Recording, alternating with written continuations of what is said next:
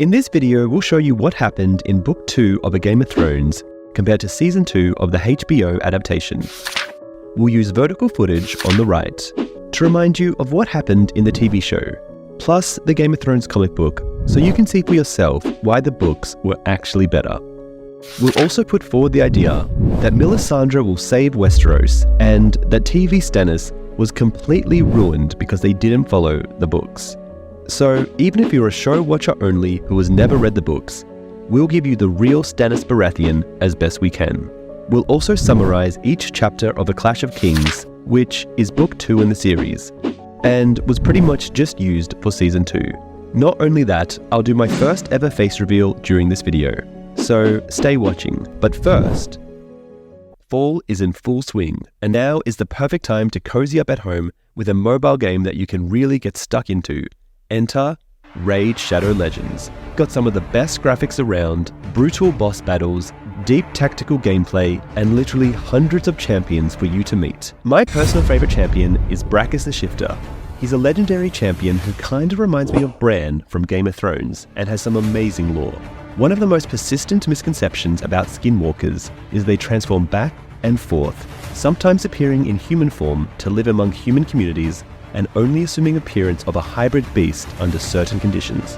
One myth says that a skinwalker will be compelled to shift with the rise of a full moon. Other legends describe totems or rituals that can change them back and forth. Historically, many people revered beast shifters as divinely blessed and called them forth for war. These berserkers were said to don enchanted cloaks to transform into bears, wolves, and other beasts. Brakkus, a young lad in the Kingdom of Frostheim, grew up enamored with these tales. We all love to show off our style, don't we? Well, Raid's latest update is all about you and your clan showing off just how great you are. Thanks to the new Clan League and Clan Insignia feature, customize your own super awesome logo for the whole world to see, and work together with your clanmates to earn shiny clan stars that'll decorate your insignia. This month also sees the return of Prime Gaming drops in-game, so Amazon Prime members can earn themselves some special in-game goodies. With all this exciting stuff and more coming to Raid, if you haven't started playing yet, then what are you waiting for? Click the link in the description or scan my QR code to get insane bonuses available only via my link. We are talking an epic champion Talia from the Sacred Order faction and other useful things, energy refills, skill tomes, XP boosters. Once you're in and crushing your enemies, come find me under the name Vidra, and if you're fast enough, you can join my clan. So just hit my link in the description and I'll see you on the battlefield. The prologue chapter of A Clash of Kings is told from the perspective of Maester Cressen, who watches from his balcony as the red comet spreads across the dawn over Dragonstone like a wound in the sky. The feeble 80-year-old chides himself for considering it an omen, yet he has never seen a comet so bright nor of that color. It is even visible during the day now. At the same time, hot steam has begun to issue from vents beneath the Dragonmont volcano, and a white raven has arrived from the citadel, declaring the end of the longest summer in living memory. 10 years, 2 turns, and 16 days. Too many omens to deny. It is enough to make any man believe in omens, but the old Maester cannot decide what they might mean. Cressen's eventual successor, Maester Pylos, interrupts his thoughts with word that Princess Shireen wishes to see the White Raven. The title, Princess, is a new style for the young girl, now that her father, Stannis Baratheon, is a king. Cressen bids Pylos to show her in. The shy princess enters, followed by her shuffling fool, Patchface, who wears a mock helm made from a bucket with antlers and cowbells. Perhaps once Patchface was a good fool, but now he has lost his wits and is incoherent as often as not. Only Shireen laughs at his antics or cares about him at all. Shireen's face is unattractive, even discounting the disfigurement from a bout of grayscale that nearly claimed her life as an infant. Shireen asks to see the White Raven, and the Maester will not deny her, since she has been denied too much during her life of almost 10 years. She is the saddest child the Maester has ever known, and he considers her another mark of his failures. While Pylos goes to fetch the White Raven, Cressen thinks how the solemn 25-year-old Pylos is not a good match for Dragonstone, because grim places need lightning. However, a Maester does not choose his post, and Cressen recalls coming to Dragonstone himself 12 years ago with his lord. though he never liked it here and never considered it home. Of late, when he wakes from restless nightmares of the Red Woman, Cresson often does not know where he is. Cresson asks Shireen why she is up so early. The girl explains that she had nightmares of dragons coming to eat her. The Maester remembers that she has always had nightmares. Thinking of the many dragon-inspired statues and buildings of Dragonstone, Cresson attempts to comfort her by explaining that Dragonstone was once the westernmost outpost of the ancient freehold of Valyria. The dragon towers were created to make the fortress seem formidable. He explains that the Valyrians had long-forgotten ways of shaping stone and used them to make the thousands of stone dragons on the island. Shireen is unconvinced, telling him that the Red Woman says the thing in the sky is dragon's breath. Cresson explains that it is only a comet and will be gone soon. Shireen states that her mother says the White Raven means it is not summer anymore, and the Maester confirms that it is true. He then goes on to tell her about the White Ravens and how the Citadel has determined that summer is over. Cresson says that it is hoped there will be a warm autumn with bountiful harvests. He knows that a long summer is said to bring a long winter, but does not want to frighten the child. When she asks if it will snow, the Maester says it will, but he prays it will not be for years yet. Then Pylos returns with the White Raven, and the Maester introduces the raven to Shireen. Shireen is delighted to learn that it can speak. Patchface begins to sing, "The shadows came to dance, my lord, dance, my lord, dance, my lord," hopping from one foot to the other. "The shadows came to stay, my lord, stay, my lord, stay, my lord." This is probably a reference to Melisandre's shadow babies. He jerks his head with each word, and his bells make a clangor. Shireen declares that Patchface has been singing that song often lately, and it scares her. She asks the Maesters to make him stop. Cresson thinks back to how the old Lord Steffan Baratheon found the Fool in Volantis, while seeking a wife for Rhaegar Targaryen. Upon their return journey within sight of home, their ship sank, killing everyone aboard. Patchface was washed up on the shore 3 days later, naked, cold, and clammy. They took him for dead, but then he coughed up water and survived, albeit broken in mind and body, hardly capable of speech, let alone wit. Many suggested that it would be kindest for Cresson to let the mad boy die, but he refused, and now he wonders at that decision. Cresson assures Shireen that Patchface is just rambling and does not comprehend any of what he says. Pylos, who went to fetch Cresson's breakfast, returns to inform him that Sir Davos Seaworth returned during the night and has been with Stannis most of the night. Cresson complains that he should have been notified, as it is his duty to advise the king. Asking pardons of Shireen, the old man has Pylos help him hobble with his bad hips to the stone drum, the main keep of Dragonstone. He passes windows from which he can see 3,000 men in the camp outside the wall, and the anchorage filled with ships, since no ship that has come within sight of Dragonstone has been allowed to leave. Once inside the stone drum, Cresson leaves Pylos, stating he wants to see Stannis alone. As he ascends the stairs, he regrets leaving Pylos. He meets Sir Davos coming down from the stairs. Davos reveals that his mission as envoy to the Stormlands has been a failure. It is, as Cresson warned, the lords sworn to Storm's End have no love for Stannis and will not support his claim. Instead, they have joined with the Lords of the Reach in supporting Stannis' younger brother, Renly. News of Renly claiming the crown leads Cresson to worry for the youngest Baratheon. When Sir Davos mentions that Renly has insituated a new Kingsguard, Cresson recalls that Renly was always fond of games and rich, bright fabrics as a child. "Look at me, I'm a dragon," and "Look at me, I'm a wizard," the boy was always shouting. Cresson sees Renly's bid to be king as no more than another game. "Look at me, I'm a king." Cresson asks Davos if he could bring Stannis any hope, but Davos insists that the only hope he could bring would have been the false sort. This leads Cresson to recall that Sir Davos was once a notorious smuggler who sailed a black ship past a Red Wind blockade in the dead of night to deliver onions and saltfish to Stannis' starving garrison during the siege of Storm's End. It allowed them to survive until Lord Eddard Stark could lift the siege. Stannis knighted Davos for his deed. However, as punishment for his past misdeeds, Stannis himself cut short all the fingers on Davos' left hand, save the thumb. Davos had insisted that Stannis do the cutting. Cresson realizes that a man like that would give no false hope to Stannis. So Davos declares that if Stannis marches on King's Landing now, as is his intent, with so small an army, it will only be to die. Cresson responds that Davos has done all he can, and that now it is his turn. Cresson finds Stannis in the top room of the keep, looking down at the painted table, which is shaped as a detailed map of the continent of Westeros. Stannis greets him with a statement that he knew Cresson would come, even without a summons. He says that Cresson is now old and needs his sleep, and that he would have learned what Davos knew on his own anyway. Talk between the Maester and the King quickly turns into a rant by Stannis about how the Baratheon birthright of Storm's End, the Stormlands, and its income should have passed to him rather than Renly when their brother Robert assumed the Iron Throne. Stannis did not want Dragonstone, but when his brother commanded it, he occupied it and built his brother's fleets.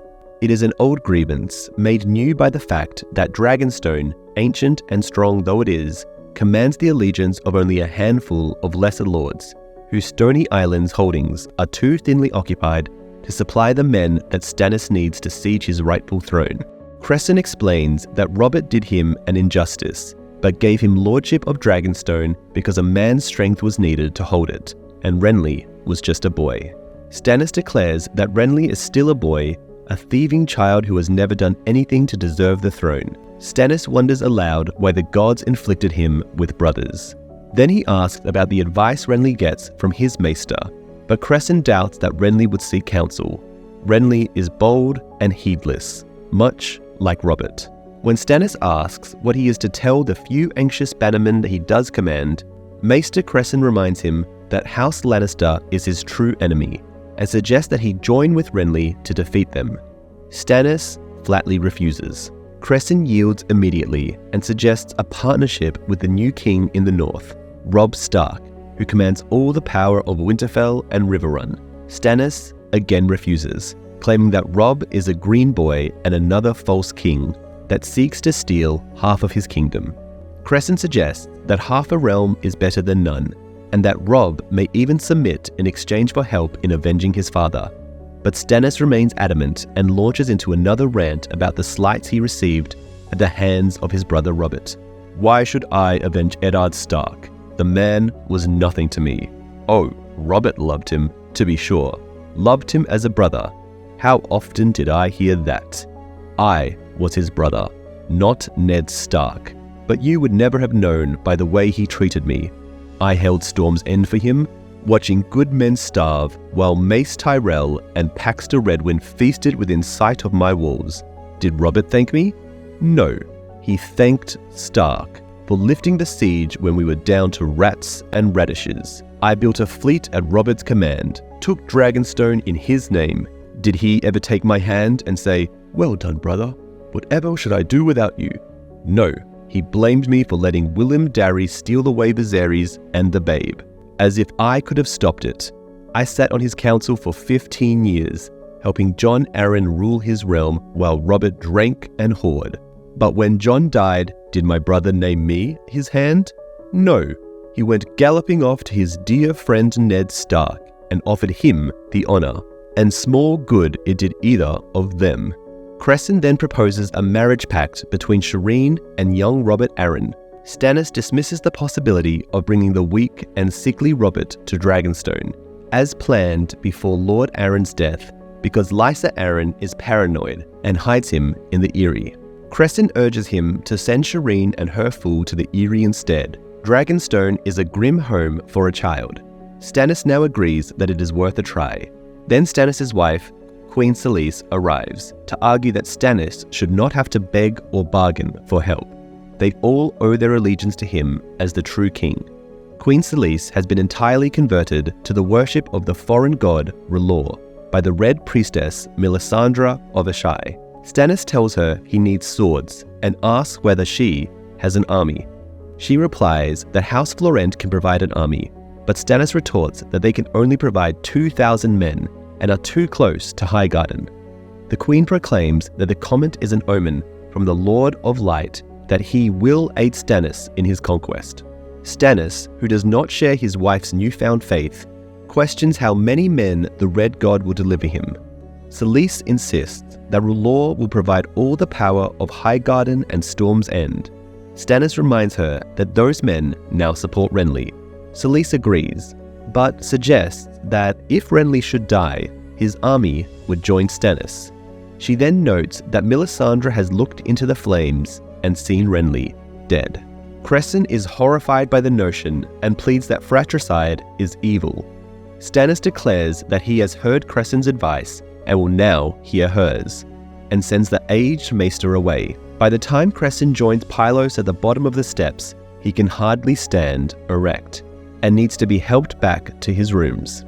There, Cresson contemplates his options. He raised Robert, Stannis, and Renly after their father died, and cannot watch one kill the other. He knows that everything Queen Selyse said has been preached to her by Melisandre, the Red Priestess. It is she who must be silenced before she can convert King Stannis to her evil schemes and spread her mad religion beyond Dragonstone. Therefore, Cresson goes to a small workroom under the rookery stair and retrieves a small vial of purple crystals, a poison known in Westeros only as the Strangler. Dissolved in wine, one of the small crystals is enough to cause the victim's throat muscles to constrict more tightly than any fist, making it impossible for the victim to breathe. Cresson plans to put one in Lady Melisandre's drink at the feast Stannis is holding for his bannermen tonight. He knows it is a dreadful thing he is planning, but surely the gods will forgive him. As he lays down for a nap, Cresson wonders if the comet is his foreboding murder. Hours later, Cresson wakes to discover he has overslept and is late for the feast. He calls for Pylos, who should have awoken him, but Pylos does not come, so he has to shout for the servants. As he crosses the long gallery, the comet outside the windows looks malevolent to him, but he thinks he should not fear. When he enters the Great Hall, he finds Stannis and his bannermen have begun without him. As Cresson crosses the room, Patchface the Fool lurches into him, while singing the same song from the morning, and they both fall to the floor. Face to face with Cresson, the Fool says, "Under the sea you fall up. I know. I know." Cresson is too feeble to rise on his own, but fortunately strong hands lift him to his feet. When he turns to thank the knight he believes helped him, he comes face to face with Lady Melisandre herself, clothed in red silk with red eyes. The Red Priestess mockingly advises him to mind his steps, intoning her religion's prayer, "For the night is dark and full of terrors." Cresson insists that only children fear the dark. Melisandre gives him a riddle, a clever fool and a foolish wise man, and places Patchface's ridiculous antlered helm upon Cresson's head, telling him, "A crown to match your chain, Lord Maester." All around him, Cresson hears laughter. He removes the crown, fighting his rage. He tells her he needs no crown but truth, to which Melisandre replies that some truths are not taught in Old Town. When he reaches the high table, Cresson sees that Stannis has given his accustomed seat to Pylos. When questioned why he did not wake him, Pylos blushes and states he was told to let Cresson rest and that Cresson was not needed here. Cresson looks at the gaudy knights and captains. Aged and sour, Lord Adrian Celtigar. Handsome, Lord Monfred Balerion. Plump, 14-year-old, Lord Durham Bar Aemon. Homely, Sir Axel Florent. Pious, Lord Gunsa Sunglass, and the Lyseni captain, Salador San. Only Sir Davos Seaworth is simply dressed. Melisandre sits to Stannis' right in the place of high honor. Of all the lords, only Davos will meet his gaze, with pity in his eyes. Stannis declares that Pylos will now assume all of Cresson's duties, insisting that Cresson is too ill and confused to be of use to him any longer. Cresson cannot believe it is Stannis' voice that states this. Cresson is heartbroken by the rejection, remembering how he was the one that loved Stannis as a boy, perhaps because Stannis was the one who was unloved. Cresson accepts and meekly pleads for some place at the table, though he still feels he belongs at Stannis' side. Of all the assembled lords, only Sir Davos offers him a seat. As Patchface continues to caper about, Sir Davos comments that they should wear motley, since they are about fool's business. Melisandre has seen victory in her flames, and so Stannis plans to press his claim, no matter the numbers. Cresson urges Stannis a final time to ally himself with Robb Stark or Lisa Arryn, but Queen Selyse insists that R'hllor is the only ally Stannis needs. Cresson replies that gods make uncertain allies, and here, R'hllor has no power. Melisandre tells him that if he believes that, he should put Patchface's crown back on, and Queen Selyse commands thus. Stannis grudgingly orders the Fool to give the crown to Cresson. After the Fool places the crown on Cresson's head, Selyse suggests that Cresson sing. Stannis refuses and declares that Cresson has served him well. Suddenly, Cresson sees the opportunity to poison Melisandre. He is close to Davos's cup, which he takes and slips a crystal into. He is sure only Davos notices. Cresson proposes to Melisandre that they share a cup of wine to toast to her god's power. She agrees. Davos tries to stop him, but Cresson insists he is doing what he must for the sake of the realm and his lord's soul. Before they drink, Melisandre gives him the opportunity to back out, but Cresson refuses. Melisandre drinks most of the cup, leaving only a small amount for Cresson. Cresson pushes away his fear and drinks as well. The ruby at Melisandre's throat glows as she insists that her god R'hllor does have power. Cresson tries to reply, but his throat has already begun to constrict. Unaffected by the poison, Melisandre looks on with pity as Cresson collapses and dies. Now, if we had to guess, we reckon Melisandre didn't use any magic to survive Cresson's poison, but instead, Cresson left the poison out before falling asleep. So either Maester Pylos or someone informed Melisandre, so she took the antidote or something. Since we learn in A Dance with Dragons that Melisandre is actually quite the charlatan when it comes to convincing people that her magic is real. Lastly, it is sad that Cresson is probably the only one who truly loved and cared for Stannis, unlike his wife, any of his brothers, or followers. Chapter 1 has Arya Stark travelling north with Yoren of the Night's Watch disguised as a boy. When the orphan boy, known as Hot Pie, tries to steal her sword, Needle, Arya beats him bloody. Yoren takes her aside for punishment and reveals that her father was supposed to be allowed to take the black, rather than be executed. Arya used to think her nickname of Arya Horseface was bad, until the orphan boy, Lommy Greenhands, named her Lumpyhead, because of her lumpy, uneven haircut. Her head actually feels lumpy when she touches it. When Yoren dragged her into an alley after her father's execution, Arya was sure he meant to kill her. Instead, the smelly old black brother had only cut her hair and promised to deliver her to her home at Winterfell when he and his new recruits passed by. However, Yoren insisted that she pretended to be an orphan boy named Arya, because half of the new recruits would turn her over to Queen Cersei quick as spit for a pardon and a few silvers, and the other half would do the same but force themselves on her first.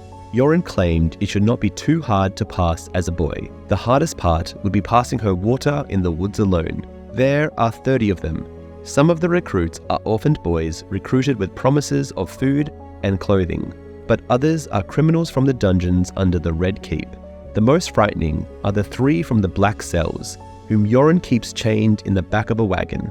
The 5 wagons contain supplies for the wall: hides, bars of pig iron, a cage of ravens, cloth, books, paper, ink, sour leaf, oil, medicine, and spices. The gates of King's Landing were easy to pass, just as Yoren claimed.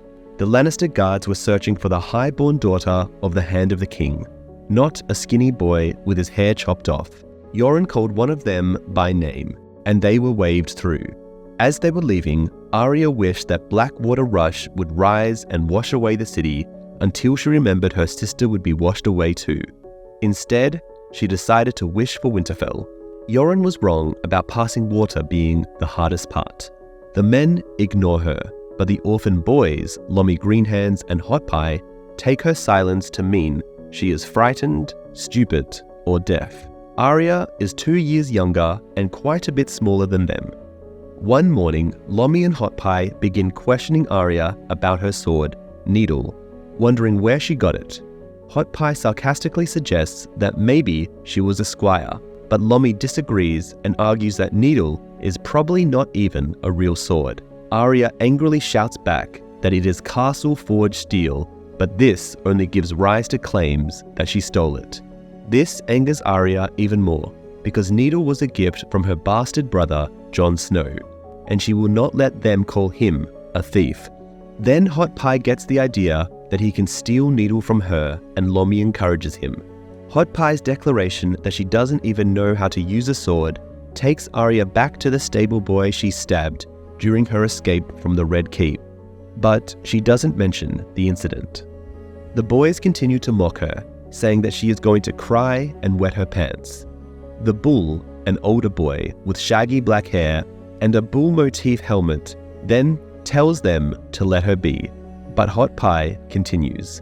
Arya attempts to defuse the situation by offering to surrender her wooden practice sword, but Hot Pie threatens to beat her up like he did another boy and reaches for needle. Arya uses her practice sword to whack Hot Pie's donkey. The animal bucks and throws Hot Pie to the ground. Arya dismounts and breaks his nose with her practice sword before turning on Lomi, who cowers away in fear. The bull shouts a warning and Arya turns to face Hot Pie. The injured boy throws the rock at her, but Arya ducks and closes the distance to strike him again on the hand, cheek, knee, and back of the head. Dazed and wounded, Hot Pie attempts to charge her, but Arya slips into a water dancer pose and stabs the boy in the groin. By the time Yoren pulls her off, Arya has hit Hot Pie a dozen more times, and the boy's pants are brown and smelly. Yoren drags her off the road into a tangle of trees, cursing and muttering. There, he orders her to drop her breeches and scream loudly, then whacks her several times with her own stick sword.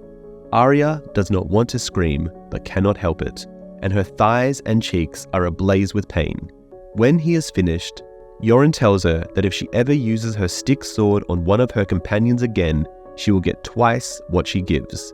Yoren also explains that however much her punishment hurt, Hot Pie is feeling much worse. He points out that Hot Pie and Lomi had no part in her father's death, and hitting them won't bring him back. Arya says she knows that. Yoren goes on to explain that he was set to leave when he received a message to wait for Lord Eddard, who was supposed to be allowed to take the Black, only something went queer. Arya blames King Joffrey and declares someone should kill him. Yoren replies that someone will, but not him, and not her. Afterward, Arya is unable to sit a donkey for several days, but Hot Pie is unable to do anything but lie in the back of a wagon for even longer, and Lomi stays as far away from her as possible. The bull points out that Lomi twitches whenever she looks at him now. Arya does not answer, since it seems safer not to talk. That night, while looking up at the sky, the bull calls the red comet the Red Sword, saying that it looks like a sword fresh from the forge. Arya can see it as a sword as well, but to her, it is her father's greatsword, Ice, covered with her father's blood, as it was after his head was cut off.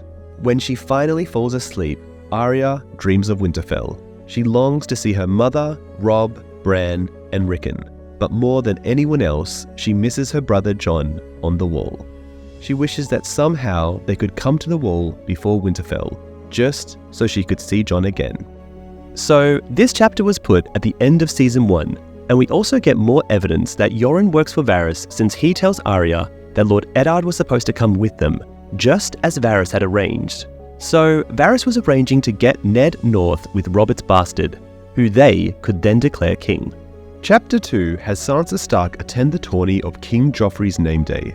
After several poor contests, Joffrey becomes enraged when Sir Dontos Hollard arrives half naked and too drunk to compete. Sansa manages to convince Joffrey to make Dontos his new fool instead of executing him. Afterward, while Prince Tommen is riding against a Quintain, Tyrion Lannister arrives to assume his position as acting hand of the king.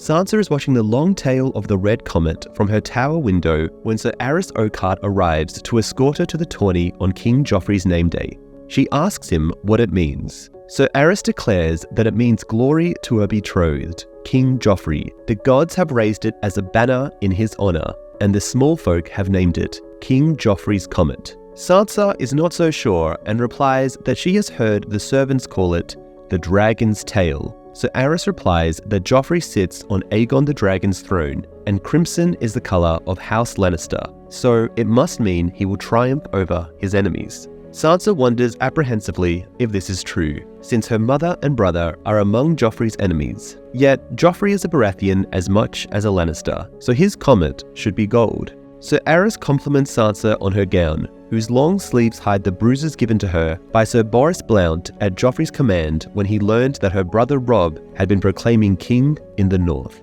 Of all the Kingsguard, Sir Aerys is always courteous to Sansa, and is her preferred escort since he is the only one who objects to hitting her and never hits hard. The others all obey without question, except Sandor Clegane, but Joffrey never commands the Hound to hit her. As they walk, Sansa asks who will win the tourney. Sir Aerys states he will, though there will be only 40 contestants and there is small honour in unhorsing green boys. Sansa muses that this will be very different from the magnificent Hands tourney. With King Robert dead and 3 kings vying for power, it is not surprising that Joffrey's tourney must be held within the Red Keep. Sansa asks if Queen Cersei will attend, but learns that the Queen has urgent business with the small council. So Aerys also mentions that Cersei is furious that Tywin Lannister will not bring his army to the city as commanded. The pitiful crowd in the small outer bailey fills only half the seats. Most of the spectators are gold cloaks, or wear the crimson of House Lannister. Only a few are nobility. Grey-faced Lord Giles Rosby, Lady Tanda Stokeworth with her daughters Felice and Lollies, the exiled Prince Jalabar Zoe, and Lady Ermesand Hayford, who was only a baby. The Hound announces Sansa's arrival at the royal box. Princess Myrcilla gives her a shy nod, but Prince Tommen excitedly tells her that he is to ride in the tourney. Joffrey quickly interjects that Tommen will be riding against a straw Quintain. After Sir Aerys excuses himself, Joffrey studies Sansa and declares he is pleased she wore the stones he gave her.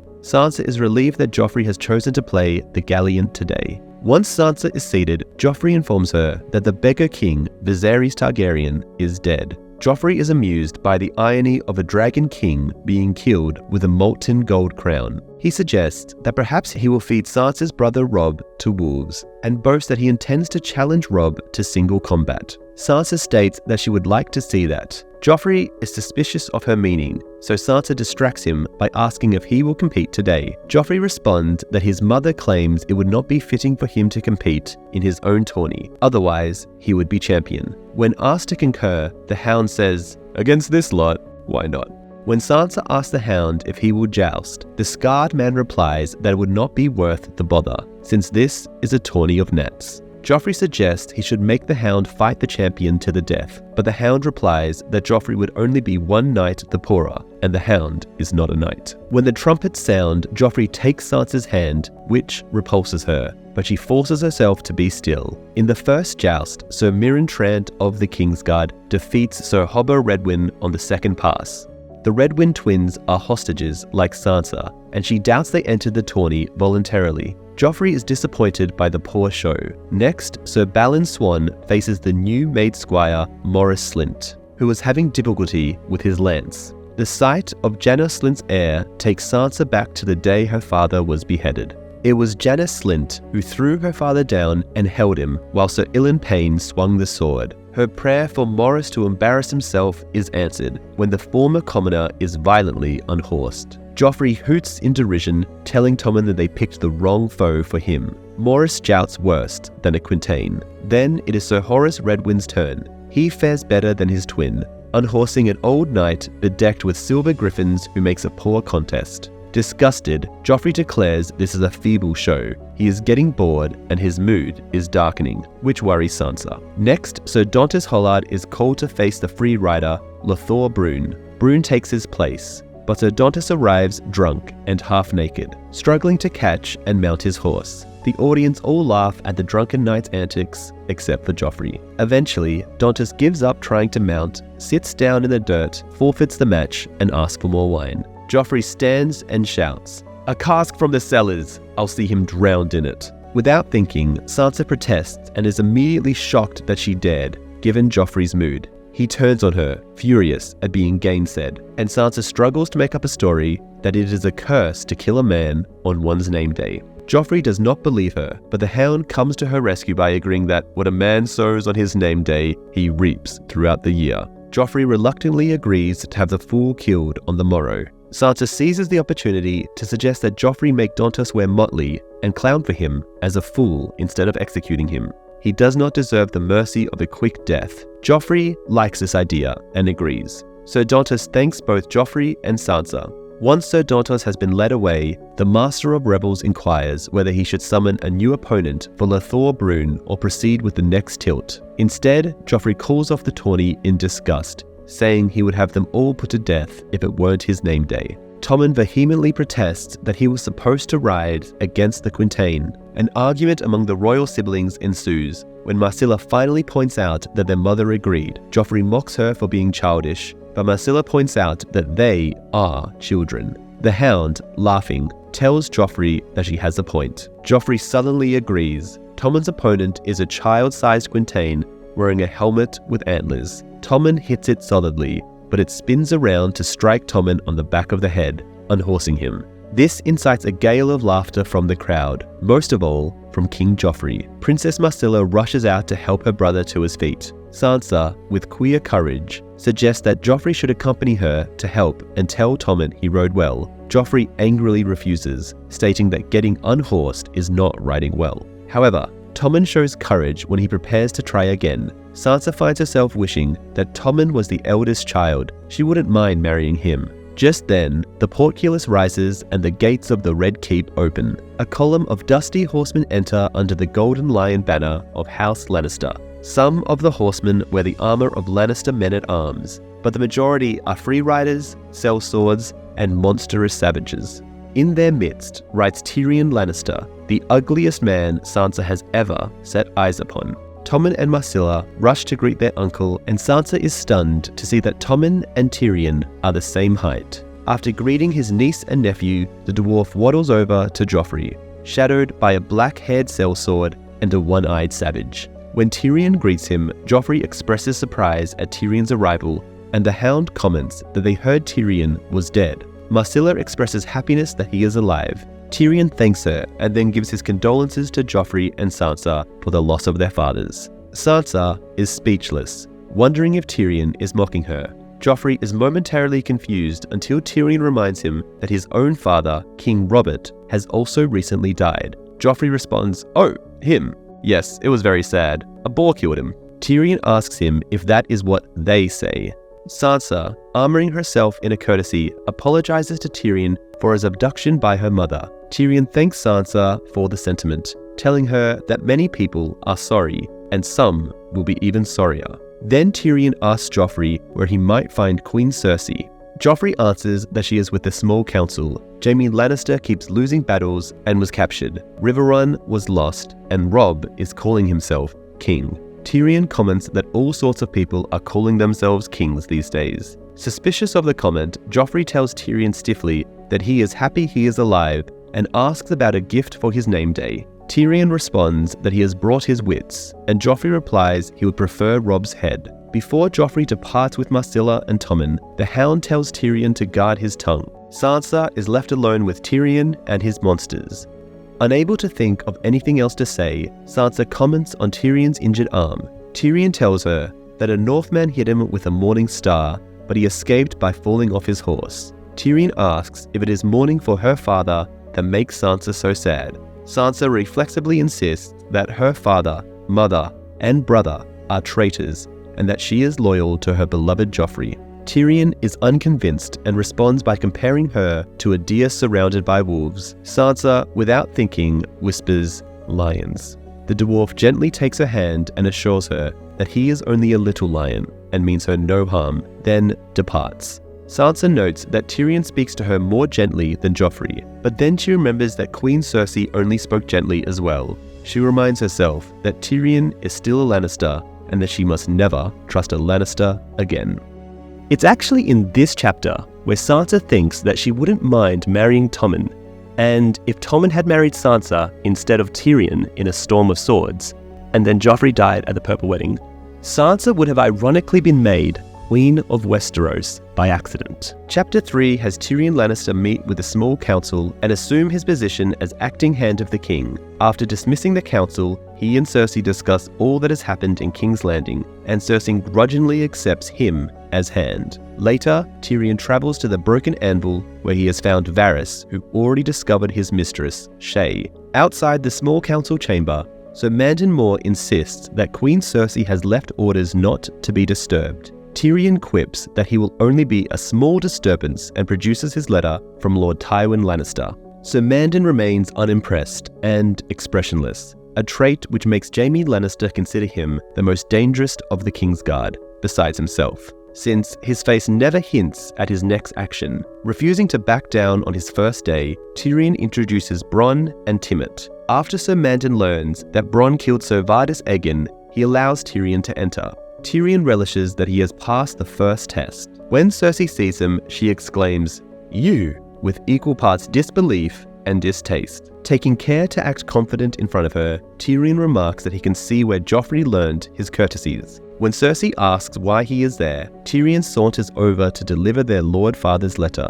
Varys inspects the seal and proclaims it genuine before Cersei snatches it. Cersei has taken the king's seat, so Tyrion takes the hand's chair, which seems only appropriate. Cersei declares the letter absurd and explains that her father has authorized Tyrion to act as hand of the king in his absence. Grand Maester Pycelle offers greetings, and Lord Janos Slynt declares that there is no need of Tyrion, with rioting in the streets and a grim omen in the sky. Cersei lashes out that Slynt is the one in charge of keeping order, and that Tyrion would serve them better on the battlefield. Tyrion replies that he is done with fighting, preferring the finer things in life. Littlefinger declares Tyrion a man after his own heart, which reminds Tyrion that he must have a talk with Littlefinger about a certain dagger used in an attempt on Bran Stark's life. Cersei is not happy to learn that Tyrion has brought only a few hundred men. She is worried that Stannis or Renly Baratheon will attack the city. Then she declares that only the king can name a hand, and Joffrey has named Lord Tywin.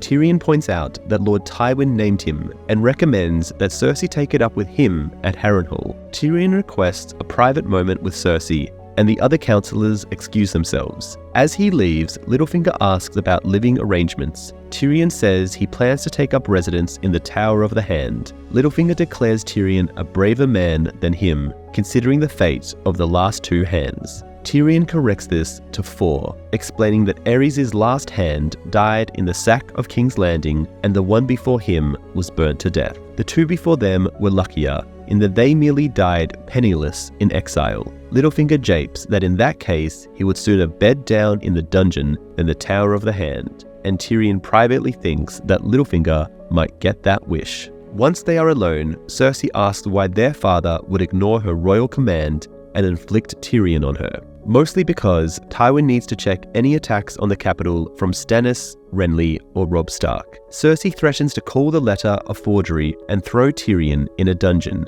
Tyrion agrees that no one, not even their father, would protest, but asks why Cersei would want to do such a thing when he has come to help. Cersei insists that it was their father's help she wanted, but Tyrion can tell that it is Jaime she really wants. So he promises that if she supports him, he will find a way to free Jaime. Cersei asks how, given that Robb and Catelyn Stark are not likely to forget the beheading of Lord Eddard. Tyrion notes that Cersei still holds the Stark daughters, forcing Cersei to reveal that she only has Sansa. She sent Sir Meryn Trant to apprehend Arya, but her dancing master interfered, and the girl escaped and is likely dead. Tyrion asks Cersei if she trusts the small council, since their father does not. Joffrey's short reign has been full of follies and disasters, which suggests the king is getting some very bad counsel. Cersei concedes that Joffrey, always willful, now believes that as king he is free to do as he pleases, not as he is bid. She explains that Joffrey was instructed to allow Eddard Stark to take the Black, but took it upon himself to order Eddard killed, and Janos Slynt and Sir Ilyn Payne were quick to take the command. Cersei also mentions that as a result, the High Septon is accusing them of lying to him and profaning the Great Sept of Baelor. Tyrion then questions Cersei about Slynt, asking whose idea it was to make him Lord of Harrenhal and a member of the Small Council. Cersei replies that Littlefinger made the arrangements. they needed the gold cloaks on their side to stop Eddard Stark before he handed the throne over to Stannis Baratheon. Cersei adds that it was close even so. All might have been lost if Sansa had not come to Cersei with her father's plans. Tyrion expresses surprise that Sansa would betray her own father's plans, but Cersei explains that the girl was in love with Joffrey and would have done anything for him, right up until he cut her father's head off and called it mercy. Tyrion also learns it was Varys who suggested Sir Barristan Selmy be removed as Lord Commander of the Kingsguard when Joffrey wanted to blame someone for Robert's death. It freed the Lord Commander's post and council seat for Jaime and allowed Joffrey to throw a bone to the Hound. A generous severance was provided, but Selmy would have none of it and fled the city. Tyrion notes that he heard Selmy slew the 2 gold cloaks sent to apprehend him, which Cersei blames on Slynt's incompetence. Tyrion points out that Barristan the Bold is a living legend who lends credibility to any man he serves. Cersei admits she did not think of that. Tyrion points out that their father did, and that is why he sent Tyrion to bring Joffrey to heel. Cersei argues that Joffrey will be no more tractable for Tyrion, but Tyrion points out that Joffrey might be more inclined to listen if he feels threatened, something he doesn't feel with her. Cersei insists that she will never let Tyrion harm her son, but Tyrion assures her that he only means to threaten. Cersei admits it is worth a try, but remains adamant that Tyrion do nothing without her consent. Tyrion agrees and then asks for an honest answer to who killed Jon Arryn. Cersei tells him she does not know, and goes on to say that Eddard Stark asked her the same question and hinted that Jon Arryn suspected her of something she hesitates to mention. Tyrion earns a slap in the face when he reveals that he knew about her incest with Jaime all along. Tyrion insists that he is not as blind as their father, and makes several rude comments that earn him more slaps until he finally warns her that he is getting angry.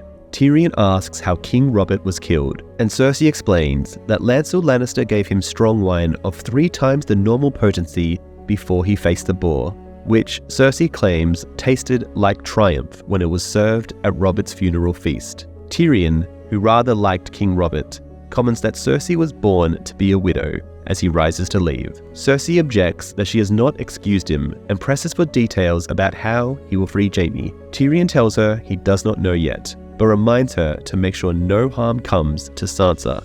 Outside, Timett has disappeared to explore the city, so Tyrion commands Bronn to find him and make arrangements for the clansmen in the barracks beneath the Tower of the Hand. Tyrion commands Valar, the captain of Cersei's household guard, to provide an escort for him to the Broken Anvil Inn, hoping to remind the captain that his oath is to Castle Rock and not to Cersei alone. As he leaves the Red Keep, Tyrion orders the spiked heads of Eddard Stark and his household taken down and given to the Silent Sisters. When Valar hesitates because King Joffrey ordered them to remain, Tyrion warns him that if they are not removed, one of the spikes will have his head. As they ride through the city, Tyrion notices the effect the war is having on the common people. The markets are full of ragged men selling their household goods, but bare of farmers selling food. There are guards at every shop, and Tyrion notes that in lean times, even bakers find sellswords cheaper than bread. Valar confirms that very little food is coming into the city, with the roads closed to south and west. Tyrion asks what Cersei has done, and is told she has tripled the city watch and has thousands of craftsmen working on the defenses, including the Alchemist Guild, which has pledged 10,000 jars of wildfire. The thought of so much wildfire makes Tyrion uncomfortable, and he asks where the money is coming from, given that Robert bakered the realm. Valar explains that Littlefinger has introduced a tax on entering the city. Tyrion considers this clever and cruel, since tens of thousands are fleeing the war for the supposed safety of the capital. When they arrive at the inn, he dismisses Valar and says he plans to stay the night. Inside, Tyrion finds Shae sitting with several Blackears and Varys. Tyrion is irritated that Varys found Shae so quickly, and wonders who might have betrayed him. Varys says that he had a sudden urge to meet Tyrion's young lady, and Tyrion realizes that the eunuch is indirectly threatening him. The two exchange some veiled threats before Varys asks if Tyrion has seen the Red Comet. Tyrion replies that he is short, not blind. On the King's Road, it seemed to cover half the sky and outshone the moon. Varys tells Tyrion that on the streets it is called the Red Messenger, a herald before a king, to warn of fire and blood to follow. Before Varys leaves, he poses a riddle to Tyrion. In a room sit 3 great men, a king, a priest, and a rich man with his gold. Between them stands a sellsword, a little man of common birth and no great mind. Each of the great ones bids for him to slay the other 2. "Do it," says the king, "for I am your lawful ruler." "Do it," says the priest, "for I command you in the names of the gods." "Do it," says the rich man, "and all this gold shall be yours." So tell me, who lives and who dies? Once Varys is gone, Shae asks if it is the rich man who lives. Tyrion is not so sure, saying it depends on the sellsword. As they climb the stairs to their room, Shae has to wait for Tyrion. Tyrion notes that he still has to look up to her even though she is only 5 feet tall. But he does not mind since she is so sweet. Shae quickly strips and then teases Tyrion that without her, he will never be able to sleep in the Tower of the Hound without Matt, and asks if that is why they call it the Tower of the Hand. She drags him to the bed and they make fierce love. Afterwards, Tyrion calls himself a fool. Shae is a and only after his coin. When Shae asks what Tyrion will do as Hand of the King, he tells her, something Cersei will never expect. "I'll do justice." This chapter has probably one of the biggest plot holes, and that is why Tyrion doesn't have Littlefinger arrested and executed for claiming the dagger was his, when he knows full well Peter caused the Lannister-Stark war, and it might appease Catelyn Stark to have him turned over. Chapter 4 has Bran Stark contemplate the Red Comet and listens to the direwolves howling in Winterfell. Wondering about the reasons behind it all, he resents his broken body and the arrival of Big Walder and Little Walder Frey, whom he blames for Summer and Shaggy Dog being locked up. When he tells Maester Luwin about his wolf dreams, Luwin gives him a sleeping draught to stop the dreams. But that night, he dreams he is Summer trapped in the Godswood. Bran prefers the stone window seat to his feather bed. A bed, the wall seems to press close about him. Although he cannot walk, climb, hunt, or fight as he once did, Bran likes to watch the lights begin to glow all over Winterfell in the evening and to hear the direwolves sing to the stars. Of late, Bran often dreams of wolves. When they howl, Bran feels the direwolves are talking to him, brother to brother. He can almost understand them, as if they are singing in a language he once knew but has forgotten. His mother's new wards, Big Walder and Little Walder Frey, might be afraid of them, but old Nan told him the Starks have wolf blood, though it is stronger in some than in others. Summer's howls are full of grief and longing, while Shaggy Dog's are savage. Their voices echo around the castle, and it sounds as if a whole pack haunts Winterfell, instead of only 2, where once there were 6. Bran wonders if the wolves miss their siblings too. When Bran asks why the wolves howl, everyone gave him a different answer. Sir Roderick the Castellan had no time for such idle questions. Farlin the Kennel Master believed it was for freedom. Gage the Cook said they wanted to hunt, and Maester Luwin thought they were howling at the Red Comet because they thought it was the moon. When Bran repeated Luwin's words to Osha the Wildling, she declared that his wolves have more wit than his maester, and no truths Luwin has forgotten.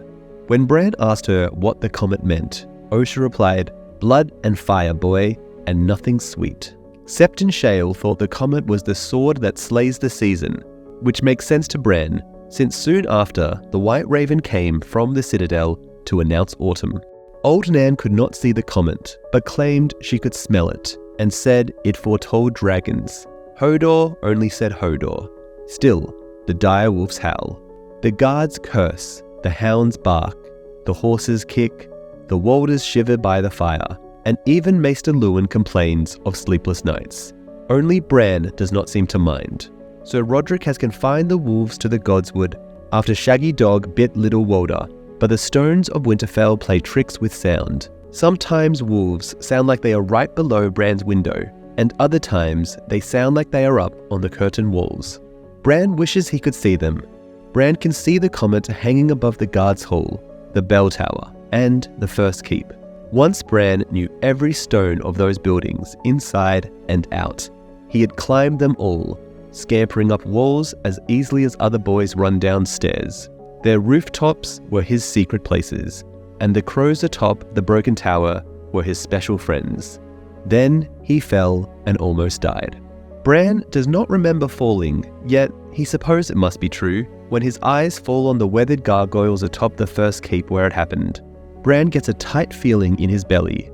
Now he cannot climb, walk, run, or sword fight, and his dreams of knighthood have soured. Summer howled when he fell, and for long after he lay broken, and Shaggy Dog and Grey Wind joined in his grief. Robb told him so before he went away to war. The night the Bloody Raven brought word of his father's death, the wolves knew that too. Bran wonders who the wolves are mourning now. Has some enemy slain the King of the North who used to be his brother Robb? Or has his bastard brother Jon Snow fallen from the wall? Has his mother or one of his sisters died?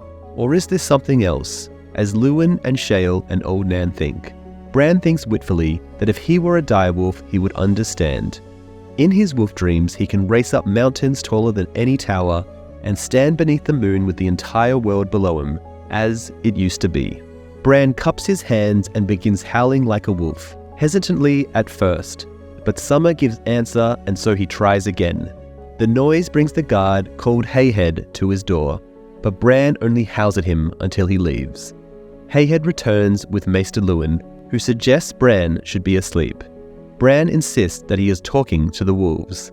When Luwin offers Bran assistance getting to bed, Bran insists he can do it himself with the iron bars Mikken installed, but he does not want to sleep. Luwin insists that even princes must sleep, but Bran explains that when he sleeps, he turns into a wolf. He asks if wolves dream. Luwin thinks so, but not as men dream. Thinking of his father, Bran asks if dead men dream. Maester Luwin says some think so, but the dead are silent on the matter. Then Bran asks if trees dream. Confused, Luwin says no, but Bran insists that they do, and says he dreams of a weirwood tree calling to him sometimes. Bran says the wolf dreams are better. He can smell and sometimes taste the blood. This makes Maester Luwin uncomfortable, and he wishes Bran would spend more time with the other children. Bran insists that he hates the other children, meaning the Walders. He reminds Luwin that he commanded them sent away. Luwin grows stern as he explains that it is not for Bran to send his mother's wards away, and asks where they would go if they were turned out. Bran says they can go home, since it is their fault he cannot be with Summer. Luwin argues that little Walder did not ask to be attacked, nor did Luwin himself. Bran reminds the Maester that Shaggy Dog was the attacker. Summer never bit anyone. Luwin reminds Bran that Summer tore out a man's throat in that very room, and claims the sweet pups have grown into dangerous beasts. Bran suggests they should put the Walders in the Godswood. The boys can play Lord of the Crossing all they want, and Summer can sleep with Bran again. Bran complains that no one listens to him, even though he is the prince. He is not even allowed to ride Dancer past the gate. Luwin insists that the Wolf's Wood is full of dangers, recalling Bran's last outing.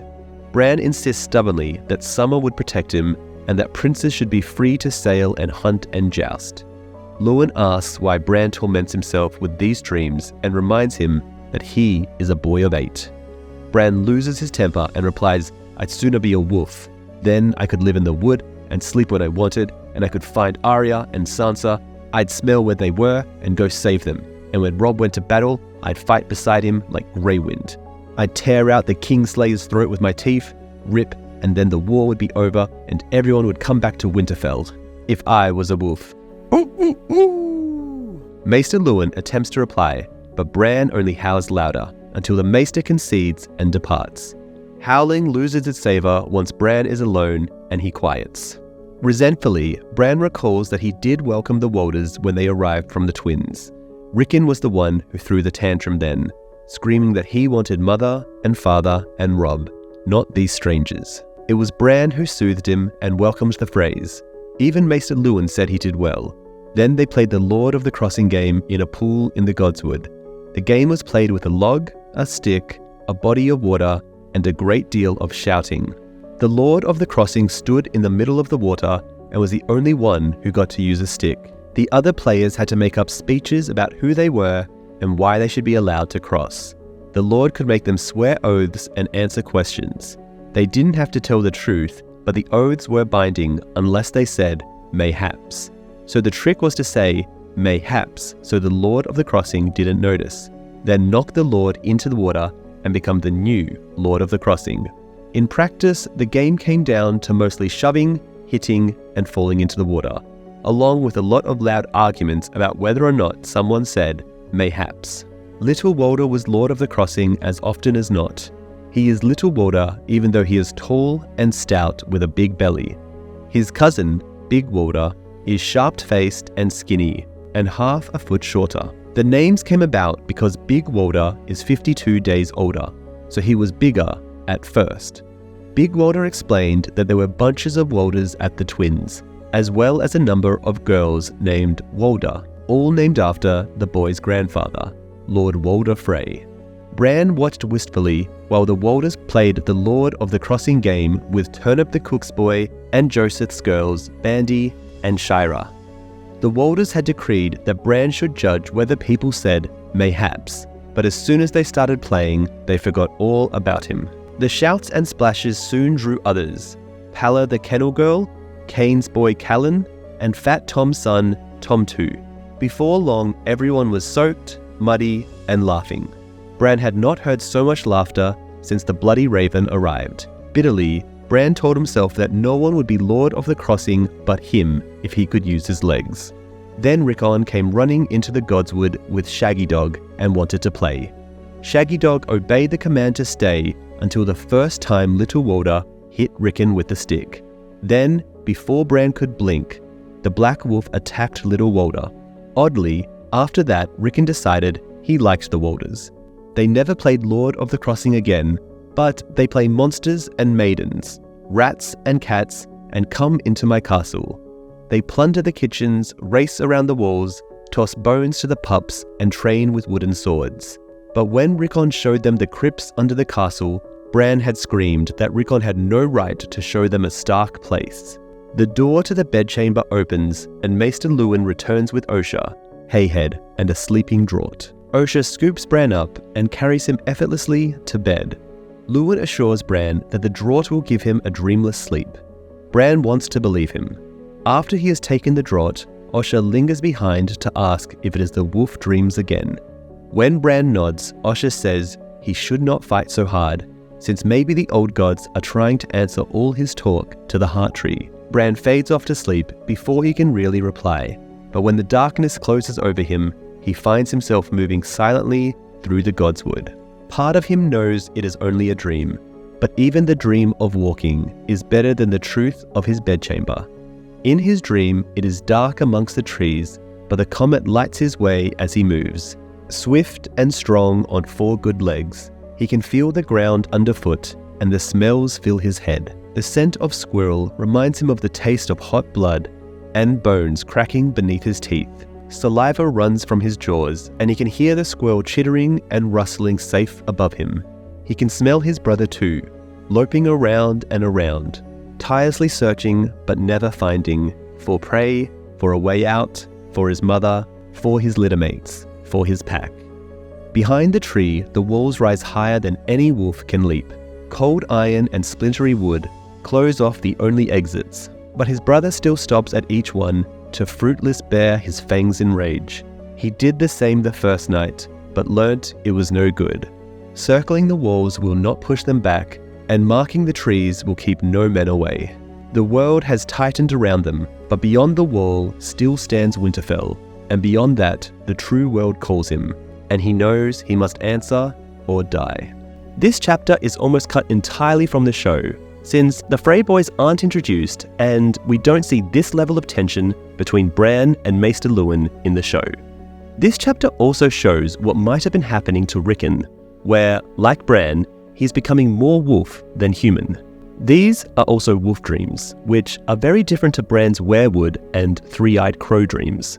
In Chapter 5, each day Arya and the others travel from dawn to dusk, and at night they eat by the light of the red sword. The men take turns standing watch, since they can see the firelight of other travelers. Every night there are more camps, and every day there is more traffic on the King's Road. They meet every kind of person and every mode of transportation, but most come by foot with their goods on their shoulders and wary looks on their faces. They are all headed south towards King's Landing, and Arya wonders why no one else is going north like them. One morning, a passing merchant offers to buy Yoren's wagons for a quarter of their worth. He explains there is a war to the north and claims Ioan will do better selling to him than being robbed by soldiers, but Ioan refuses. That same day, Arya notices the first grave dug for a child, and a few leagues on, Praed points out a whole row of them. After that, hardly a day passes without seeing one. One night, Arya wakes to find the night oddly quiet. When Praed does not wake the next morning, Arya realizes it was his coffin that was missing.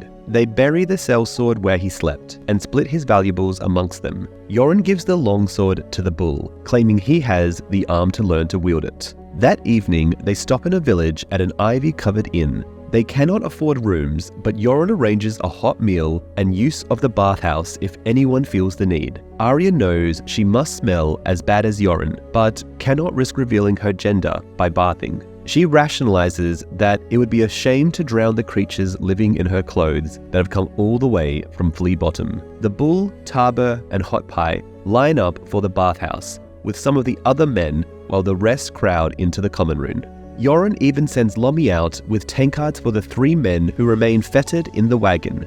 The innkeeper gives them all a round of beer on the house and tells them his brother Link was sent to the wall for flinching pepper from his lord's table. Arya sips her beer cautiously, remembering how she enjoyed beer when her father permitted it and how Sansa would make a sour face and insist wine was ever so much finer. The memories make her sad. The inn is full of refugees who score Ioan's plan to continue north. The innkeeper explains that half of the fields are burnt and the remaining people are walled up in holdfast. Ioan insists that the Night's Watch takes not part, but the innkeeper points out that wild men have come down from the mountains of the moon, and the young Lord Stark has come south to war. Mention of her brother grabs Arya's attention. A man named Hod claims that Robb rides into battle on a wolf as big as a horse, which no one seems to believe. Then talk turns to the great pack of wolves near the God's Eye, who have even attacked men, led by a she-wolf from the 7th Hell. Talk of a she-wolf makes Arya wonder if the God's Eye is near the Trident, where she was forced to leave her direwolf, Nymeria. One of the travelers claim that this she-wolf once snatched a baby from its mother's arm in the midst of a village, and that the men who pursued lost all of their dogs and nearly their lives. Arya blurts out that this is just a story because wolves do not eat babies.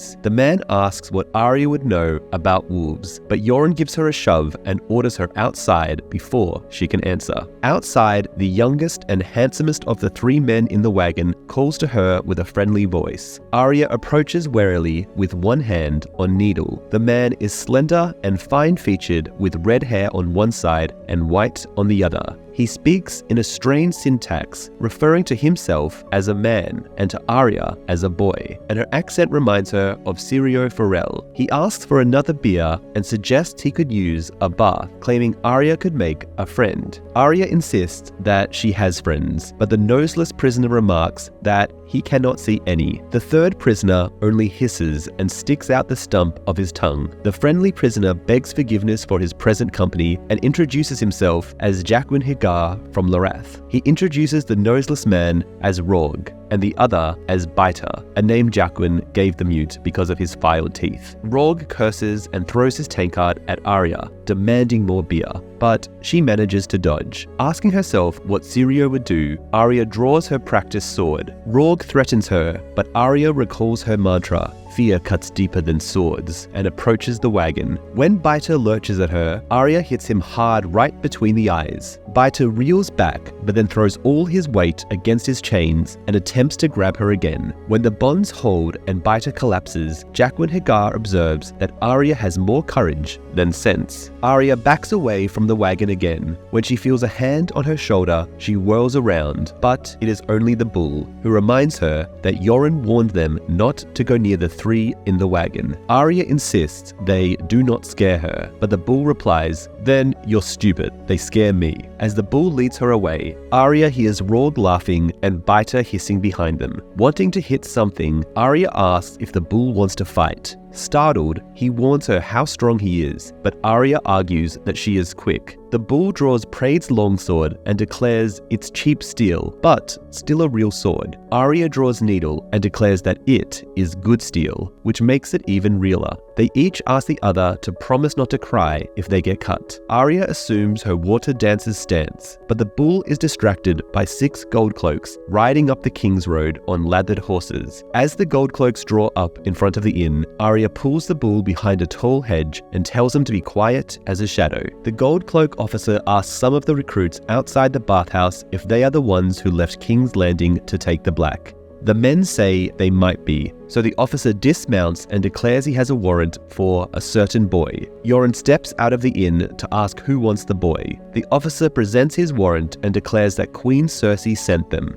Behind the hedge, the bull asks why he and Arya are hiding. Arya explains that it is her they are after. The bull asks why the queen would want her, but Arya tells him to be quiet. Ioan declares the warrant pretty, but insists that the boy is in the Night's Watch, so what he did back in the city does not matter. The officer declares that neither he nor the queen cares. Arya considers running, but knows she cannot escape. She decides she is tired of running. A real water dancer would never run. Ioan insists that the gold cloaks will have no one, since there are laws on such things. The officer draws his short sword and declares it his law. Ioan only looks at the blade and declares, "That's no law, just a sword. Happens I got one too." The officer threatens that he has 5 men with him, but Ioan spits and declares that he has 30. A gold cloak with a broken nose laughs and asks who is first. In a gesture of solidarity, Taba takes up a pitchfork, Cutjack pulls out his hammer, Kurz draws his skinning knife, Koss strings his longbow, Rayson snatches up his staff, Dobber, fresh from the bath, drops everything but his dagger, and Hot Pie scrambles to find a big rock. Arya is amazed. She hates Hot Pie, so why would he risk his life for her? Refusing to let the others die for her, Arya shoves through the hedge with Needle and joins the others. The gold cloak with the broken nose laughs and tells her to put away the blade, calling her a girl. Arya insists she is not a girl, furious that they do not understand she is the one they want. Yet, when the bull comes up behind her, the officer declares him the one they want. It is a mistake to take his eyes off Ioan, however, and quick as a snake, Ioan places his sword at the officer's throat. Ioan declares that the gold cloaks will have neither of them,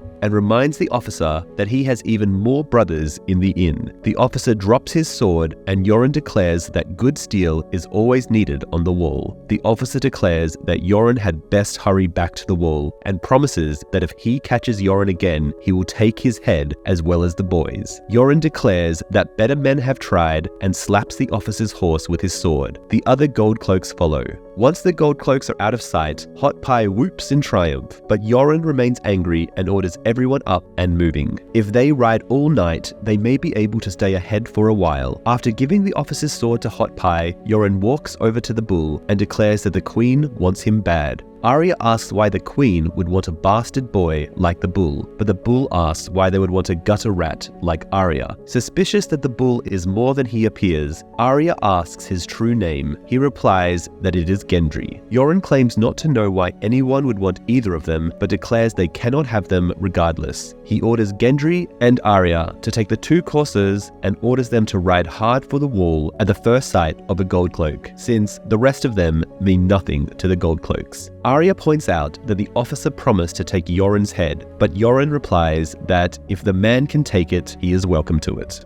This chapter is different, where in the show, Joffrey ordered the death of all of Robert's illegitimate children, whereas in the books, it was Cersei, which shows off her ineptitude since killing the children only turns the populace of King's Landing against them, and proves the Lannisters have something to hide, whereas in the books, Joffrey looks better, because it shows he always truly believed that he was king, and never thought twice about Stannis' allegations of incest.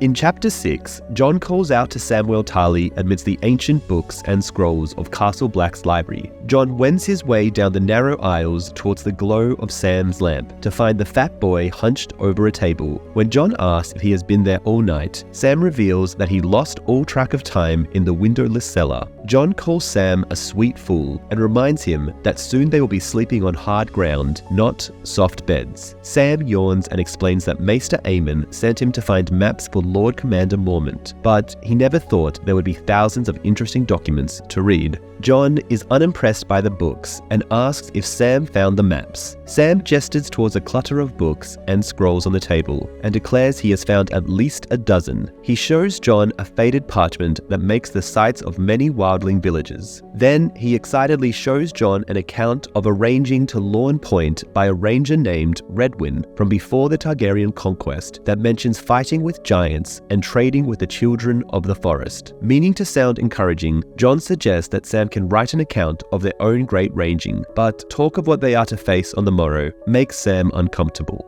He shuffles scrolls about and says there are more maps if he only had time to set the library in order, which will take years. Jon remarks that the Lord Commander wanted the maps a little sooner than that. When Jon picks up a scroll, it crumbles in his hand. Sam explains that the most important documents were copied over when needed, and the oldest have likely been copied 100 times. Jon says there is no need to copy this one, which is only a list of goods. Sam seems fascinated, but Jon wonders who would care how much pickled cod men ate 600 years ago. Sam insists that he would, since it can tell how many men were in the Night's Watch and how they lived and what they ate. Jon responds that they ate food and lived as he and Sam do. Sam disagrees and claims that the vault is a treasured trove. Jon is dubious. To him, treasure means gold, silver, and jewels. Sam has also found works even the Citadel does not have: drawings of werewood faces, 1,000-year-old counts of the seasons, scrolls from old Valyria, and even a book about the language of the children of the forest. Jon assures Sam the books will still be here when they return, but Sam replies, if we return. Jon tries to reassure Sam by pointing out that Mormont is taking 200 seasoned men, most of them rangers, and Corran Halfhand will join them with 100 more from the Shadow Tower. He insists Sam will be as safe as back at Horn Hill, but Sam replies that he was never very safe there either. Jon thinks it is a cruel joke that Pip and Toad, who want to go, are to remain behind, while Sam, the self-proclaimed coward, must go in Maester Aemon's place to tend the 2 cages of ravens. Sam urges that Jon or Gren could care for the ravens, and Jon can write messages as well as he can. Jon insists that he has his own duty as the Lord Commander's steward. He reminds Sam that he said the vows, but Sam says that a brother of the Night's Watch should not be so scared. Jon insists they are all scared, and they should be, with so many rangers disappearing in the last 2 years. But what matters is how they face it. Then he offers to help gather up the maps, and they depart the library. The vault opens onto one of the underground passages called the Worm Walks, which bind Castle Black together in winter. Jon thinks of the White Raven that came to Maester Aemon and knows winter will come soon. He remembers the last winter, which was short and mild, but he can feel that this one will be different. By the time they reach the surface, Sam is out of breath. The sight of the wall reminds Jon that it marks the end of the world, and tomorrow they are going beyond it. The morning sky is streaked by clouds, but the red comet is still visible behind them. Even by day, the Black Brothers have dubbed it Mormont's Torch, claiming, only half in jest, that the gods have sent it to light the way through the haunted forest. The castle seems deserted, with so many gone to the brothel in Molestown. Gren is among them, since Pip and Holder and Toad offered to buy him his first woman. They invited Jon and Sam as well, but Jon insisted on keeping his vow of celibacy, and Sam is as frightened of whores as he is of everything else. As they pass the sept, they hear a hymn being sung. Jon notes that on the eve of battle, some men want whores and some want gods. He wonders who feels better after. The sept tempts him no more than the brothel. The seven have no power beyond the wall. But the nameless old gods, whom Jon worships, will be waiting there. Outside the armory, Sir Endrew Tarth is training the 6 new recruits brought in the previous night. Sir Endrew is a gentler master-at-arms than Sir Alliser Thorne, but his lessons can still raise bruises. Sam winces at the sight, but Jon watches closely. From the door of the armory, the one-armed smith Donal Noy asks Jon's opinion of the recruits. Jon declares they smell of summer and asks where Conwy recruited them. Noy says it was a dungeon near Gulltown and labels the recruits as a brigand, a barber, a beggar, 2 orphans, and a boy whore. Jon replies that they will do. He and Sam did. Noy asks Jon if he has heard that his brother Robb Stark is now a king. Jon admits that last night in the common room there was talk of little else. Jon is still unsure how he feels about the brother he grew up with becoming a king while he remains on the wall. But he tells Noy that Robb will make a good king. Noy is not so sure and declares that once he might have said the same of Robert Baratheon, but Robert was never the same after he put on the crown. Noy confirms that he forged Robert's warhammer and claims he knew the Baratheon brothers as well as anyone. The smith compares Robert to a sword, made for fighting and prone to rust if left unused. When Jon asks if Robert's brothers are the same, Noy considers for a moment, then declares, Robert was the true steel. Stannis is pure iron, black and hard and strong, yes, but brittle, the way iron gets. He'll break before he bends, and Renly, that one, he's copper, bright and shiny, pretty to look at, but not worth all that much at the end of the day. Jon wonders what metal Robb is, but decides it is best not to ask. Noy was a Baratheon man before taking the black, and likely believes Robb is a traitor. There is an unspoken pact amongst the Watch not to probe too deeply into such matters, since old loyalties are not easily forgotten. Even Sam's former house is sworn to Highgarden, which has supported Renly. As Jon departs with Sam, Noy offers a prayer for Jon on the morrow and urges him to bring his uncle back. Jon leaves Ghost outside the door of the King's Tower,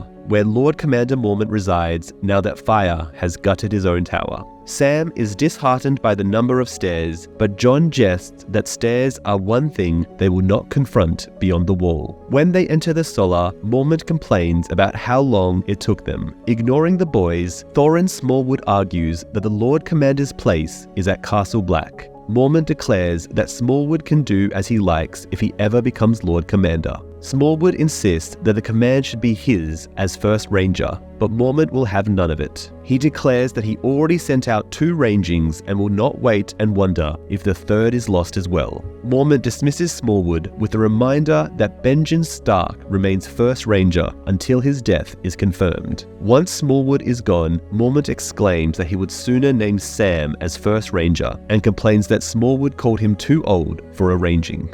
Brusquely examining the maps, Mormont asks if they were all Sam could find. When Sam stutters, Jon points out that the villages might be gone, but the geography will still be correct. Mormont asks Sam about the ravens, and commands that he wants the best, saying that if they are all butchered, he means for a successor to know where and how. Talk of butchery leaves Sam open-mouthed and speechless. Mormont declares he is too busy for such behavior and dismisses Sam, who almost trips in his haste to leave. Mormont asks, without waiting for an answer, whether Sam is as big of a fool as he seems. He explains that he was considering sending Sam as an envoy to King Renly, since his father stands high in Renly's councils, but Renly is not likely to heed a quaking fat boy, so Sir Arnul, whose mother was a green apple Fossaway, will go instead. Jon asks what Mormont would have of King Renly, and Mormont replies that he will take anything that is offered. Mormont continues that Sir Alliser Thorne should reach King Joffrey soon, but House Lannister has never been a friend to the Watch. Jon points out that Thorne does have the twitching White's hand to show them. Mormont laments they do not have a second hand to send to Renly. Jon remarks that Tywin claims a man can find anything beyond the wall. Mormont scoffs that Tywin also claims he saw a bear 15 feet tall, insisting a man must believe his own eyes. Turning the conversation back to hands, Mormont asks Jon about his burnt hand. Jon explains it is well enough to wield Longclaw, and that he is exercising his fingers as Maester Aemon suggested. Mormont opines that Aemon knows his work and prays they can keep him another 20 years. Then he asks if Jon knows that Aemon could have been king. Jon is taken by surprise. He assumed the Maester was a younger son of a king. Mormont explains that Aemon was a younger son, the third son of King Maker I Targaryen, who was himself the fourth son of King Daeron II Targaryen. Slow of sword, but quick of wit, Aemon was sent to the Citadel when he was 9 or 10 and 9th or 10th in the succession. Jon struggles to imagine the 100-year-old Maester as a little boy. Mormont continues that Crown Prince Baelor died in a tourney mishap, and soon after, his two sons, Valar and Mataeris, died in the Great Spring Sickness along with King Daeron, so the crown passed to Daeron's second son, Aerys I Targaryen. Aerys resigned for 12 years, during which Aemon took his vows as a Maester, then died without issue, and the throne passed to Aemon's father, Maker I.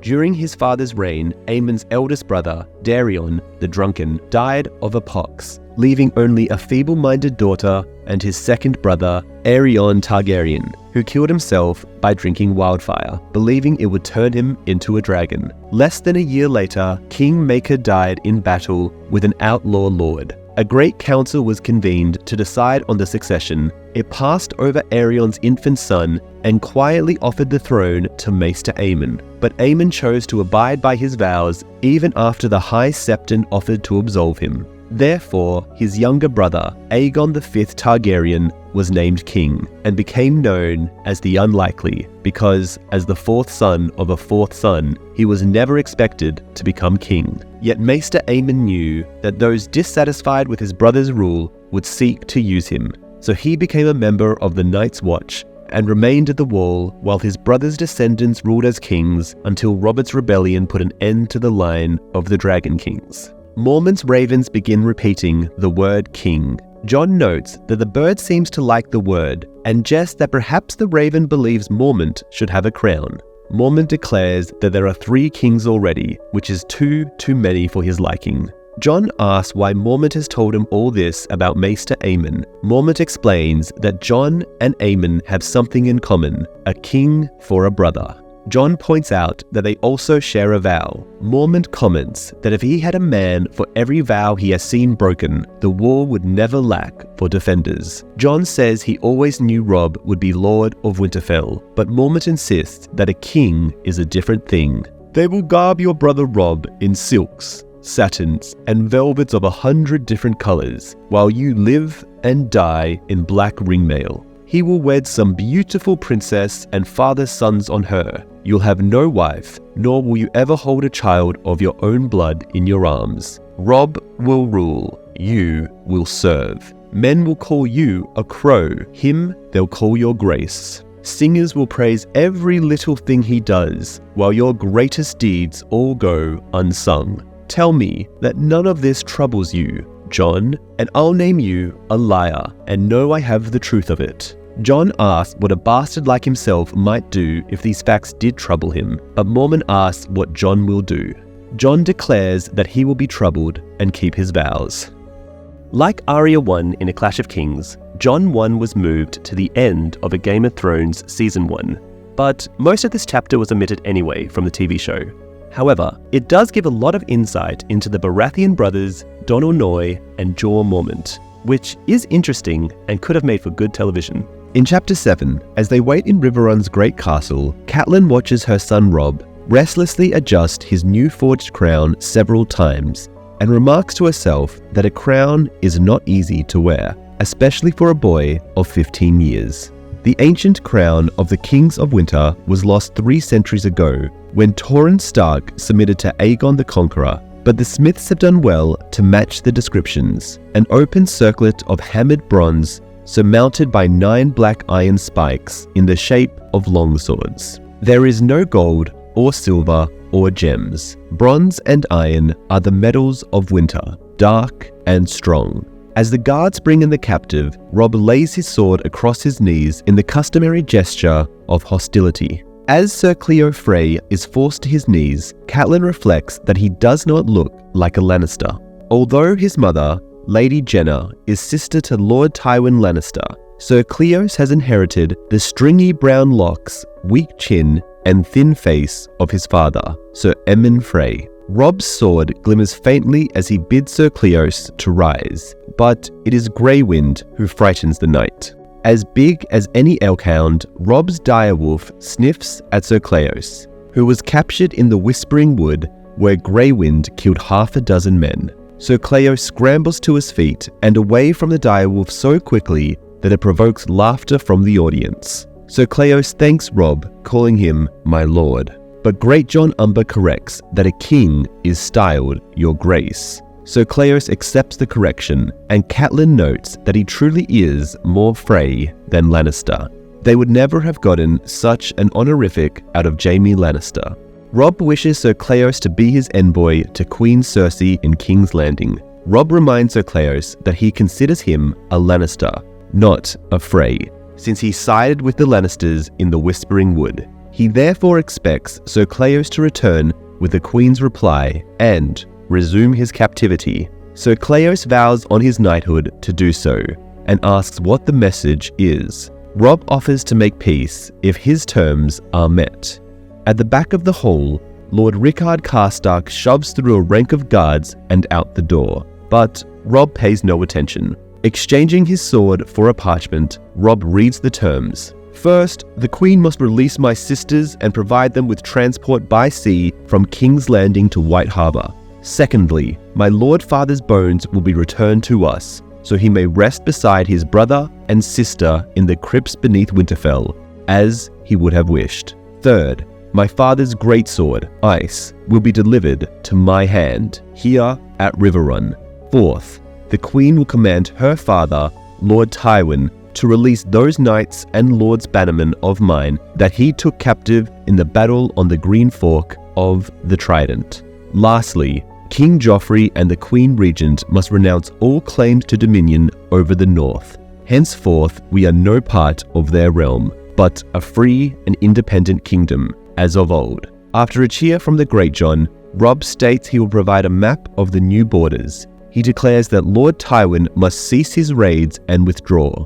King Joffrey must rescind all claim to Robb's lands and subjects, and the Lannisters must deliver 10 highborn hostages as a pledge of peace. Robb promises to release 2 hostages every year so long as the pact is honoured, but if it is not, he will give Queen Cersei another Whispering Wood. To emphasize his point, Robb whistles, and Greywind comes forward and snarls. The Great Jon raises another cheer, and Greywind howls.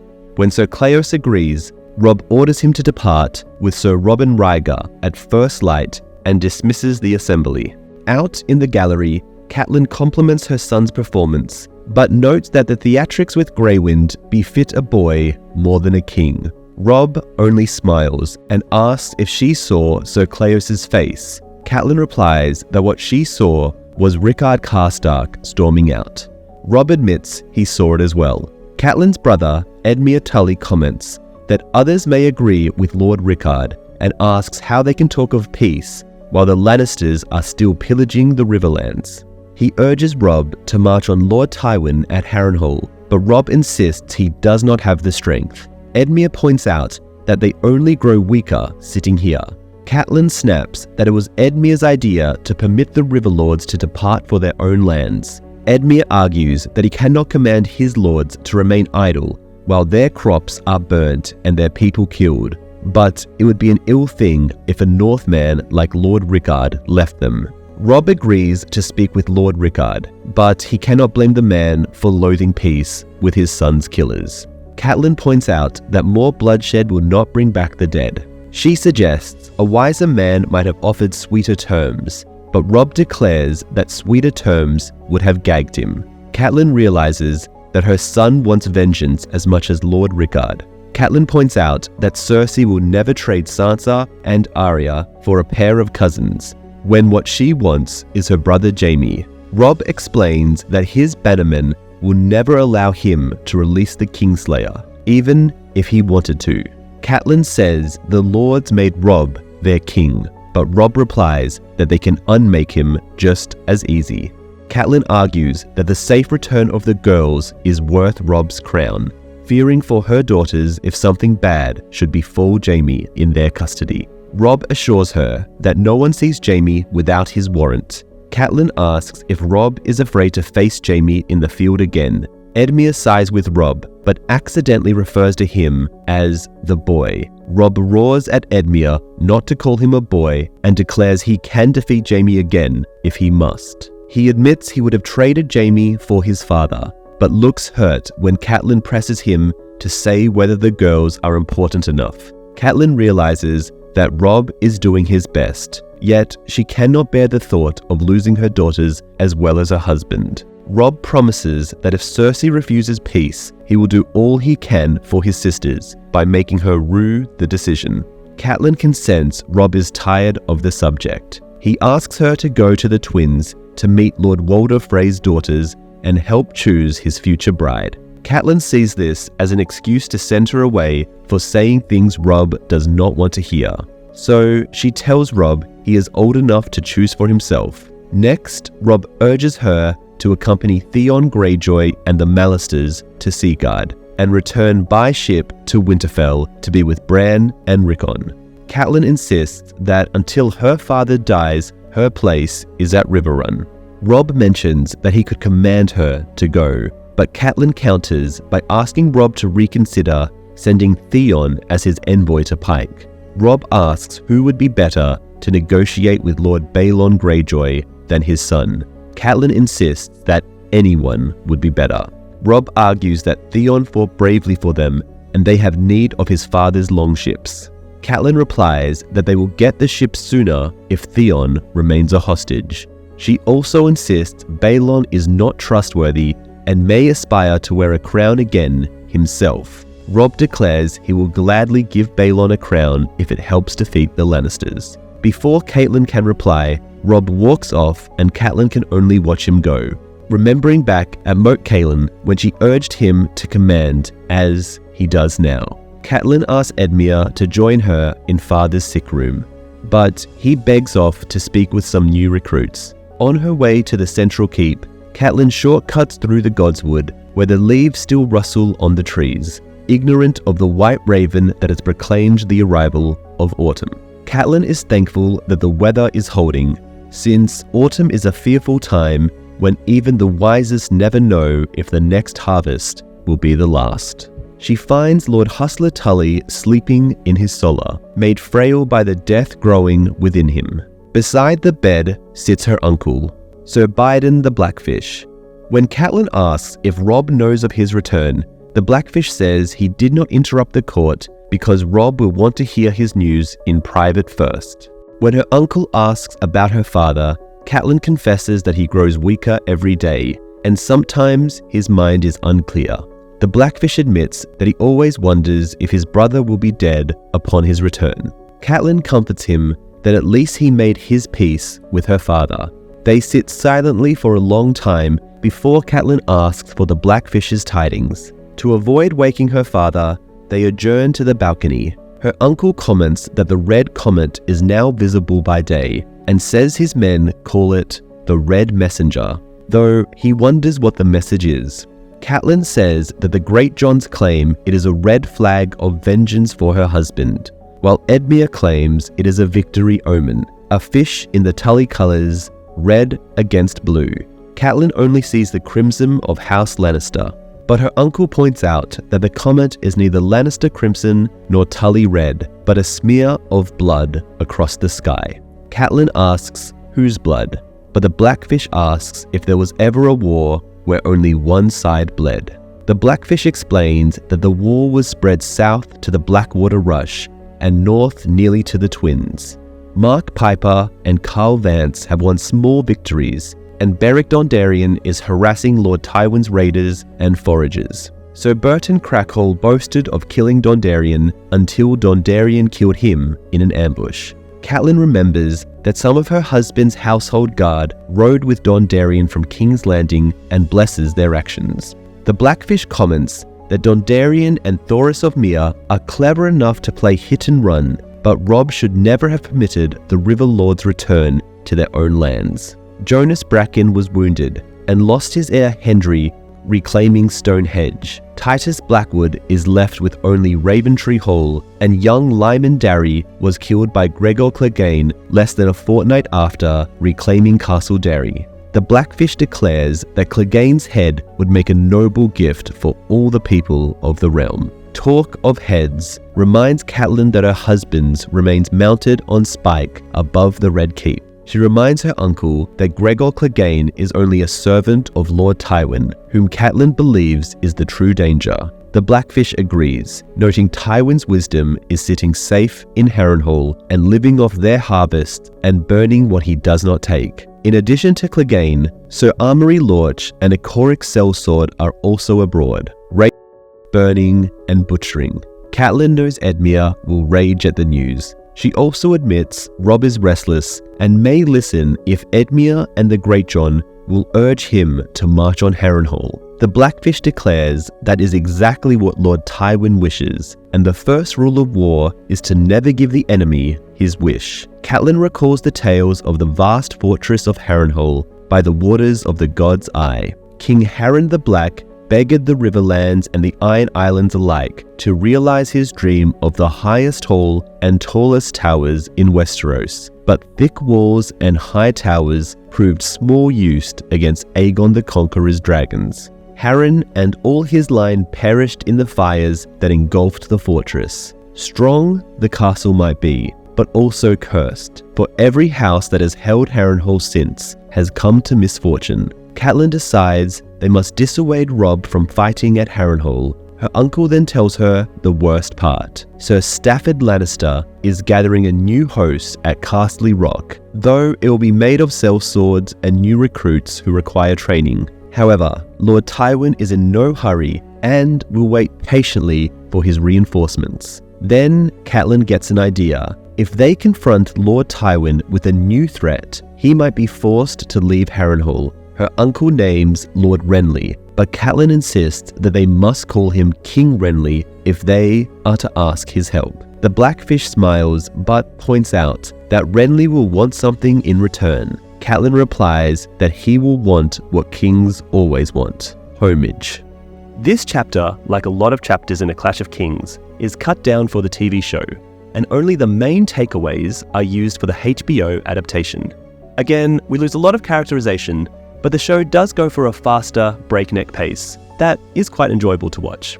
In Chapter 8, Tyrion offers more wine to his dinner guest, Lord Janos Slynt. The butcher's son accepts and asks if the wine is from the Arbor. Tyrion replies that the wine is actually an uncommonly rich Dornish vintage. Slynt compliments Tyrion's gift for words, calling him a lord. But Tyrion points out that Slynt is the true lord and a simple Tyrion will suffice. He notes that Slynt does not sip his wine and is so drunk he dribbles onto his fine clothes. Unlike Slynt, Tyrion has gone easy on the wine but certainly not the food, since one of his first acts as Hand was to hire the finest cook in the city. Slynt is very impressed with the food and says perhaps he will hire Tyrion's cook to serve him at Harrenhal. Tyrion quips that wars have been fought over less. Tyrion declares Slynt a bold man to take a grim and allegedly cursed place like Harrenhal as his seat. Slynt dismisses the superstition and insists it takes a bold man to rise as he and Tyrion have. Tyrion refills Slynt's cup as he asks about Slynt's list of proposed successors as commander of the City Watch. Slynt opines that he would choose Alar Dîm, whom he describes as a good and loyal man. Tyrion says he is considering Sir Jacelyn Bywater, a distinguished knight whose name does not appear on Slynt's list. Slynt argues that Bywater is rigid and thinks overmuch of himself and his honor, insisting that Alar Dîm is the one Tyrion wants. Tyrion remarks that Alar Dîm is little loved in the streets, but Slynt insists he is feared, which is better. Tyrion brings up that Dîm killed a young horse and her infant daughter. Slynt explains that only the child was supposed to die, but the mother got in the way. He says he chose Dîm because Dîm is a hard man who always follows orders and never speaks of it afterward. Tyrion asks who ordered Slynt to kill the bastard. But Slynt insists he prides himself on being as tight-lipped as Aladdin. Tyrion suggests that Jorah Mormont, Lord Commander of the Night's Watch, could use men like Slynt and Deem, but Slynt responds that there is a small chance of that. Tyrion points out that life takes queer turns, as it did with Eddard Stark, who never imagined he would die on the steps of Baelor's Sept. Slynt laughs that few did, and confirms that even Varys was surprised. Slynt also confirms the execution was King Joffrey's decision, and seems confused when Tyrion points out Cersei planned to allow Stark to take the Black. Tyrion comments on Slynt's new bloody spear sigil, and asks if Slynt drove the spear into Eddard Stark's back himself, or if he only gave the command. Angered, Slynt insists Stark was a traitor who tried to buy him. Tyrion replies, little dreaming that you had already been sold. Slynt declares he will not have his honor questioned, but Tyrion retorts that Slynt has no honor, though he does admit a spear thrust in the back is a good bargain for a lordship and a castle. Slynt rises and demands what right Tyrion has to chastise him. Tyrion points out that Slynt knows exactly who he is and should thank the gods he does not have to deal with Lord Tywin instead. Tyrion declares Slynt's two younger sons will become squires, and the eldest will inherit his title and sufficient lands, but not Harrenhal. Then Tyrion explains that the Carrack Summer's Dream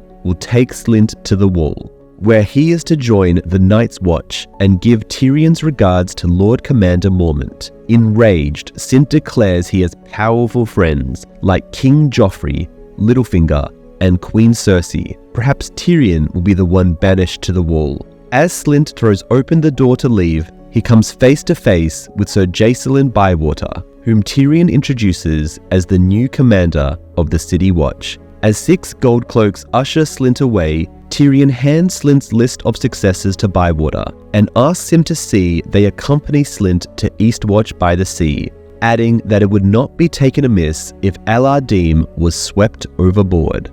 Soon after, Varys glides into the hall to praise Tyrion's actions. Tyrion comments that he is tempted to do Varys the same as Deem. Varys replies that Tyrion might be disappointed. The storms come and go, but he keeps on paddling. Tyrion accuses the eunuch of concealing that Cersei sent gold cloaks to kill King Robert's bastards. Varys asks forgiveness, but Tyrion refuses, angry that he must make a show of punishing the likes of Slynt and Deem while his sister continues on her savage course. Tyrion insists Varys tell him everything he knows from now on, but Varys only says he knows quite a lot. Tyrion points out Varys did not know enough to save the whore and her child.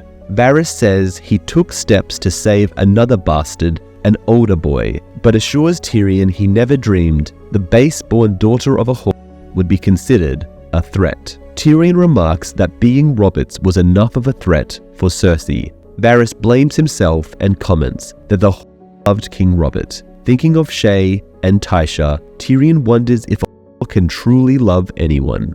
He recalls that although he provided her with a rich manch and fine gifts, when he said Shae served him best between the sheets, it was not what she wanted to hear. Tyrion remarks that it seems Joffrey is truly to blame for Eddard Stark's death, though Slynt and Sir Ilyn Payne carried out the sentence almost as if they expected it. Varys states that Tyrion can prevent further follies with the support of the Gold Cloaks, but there are still Cersei's household Red Cloaks to consider. Tyrion responds that they are loyal to Castle Rock and outnumbered by his Vale Mountain clansmen, not to mention 6,000 gold cloaks if Bywater is the man Varys claims. Tyrion does not trust Varys, but cannot deny his usefulness. He asks Varys why he is so helpful, and Varys replies, "You are the hand. I serve the realm, the king, and you." Tyrion asks, "As you serve Jon Arryn and Eddard Stark," but Varys states he served as best he could, and he does not think Tyrion will share the same fate, since power is a curious thing. Varys brings up the riddle he asked Tyrion before. Tyrion says the answer depends on the sellsword, who holds the power of life and death. Varys wonders aloud why men pretend king holds power if this is true. Tyrion points out that kings can call other swordsmen, but Varys only asks why these other swordsmen obey rather than rule. Neither the godly High Septon, nor the lawful Queen Regent, nor the ever-knowledgeable Varys could prevent Eddard Stark's death. So who truly killed him? Joffrey, who gave the command? Sir Ilyn, who swung the sword? Or another?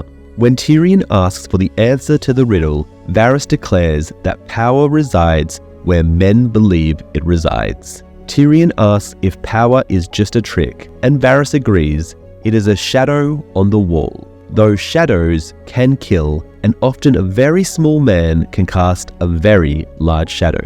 Tyrion smiles and declares he is growing fond of Varys, and though he may kill him yet, he thinks he will feel sad about it. Varys declares he will take that as high praise. Tyrion asks what Varys is, but Varys only says he is a loyal servant of the realm.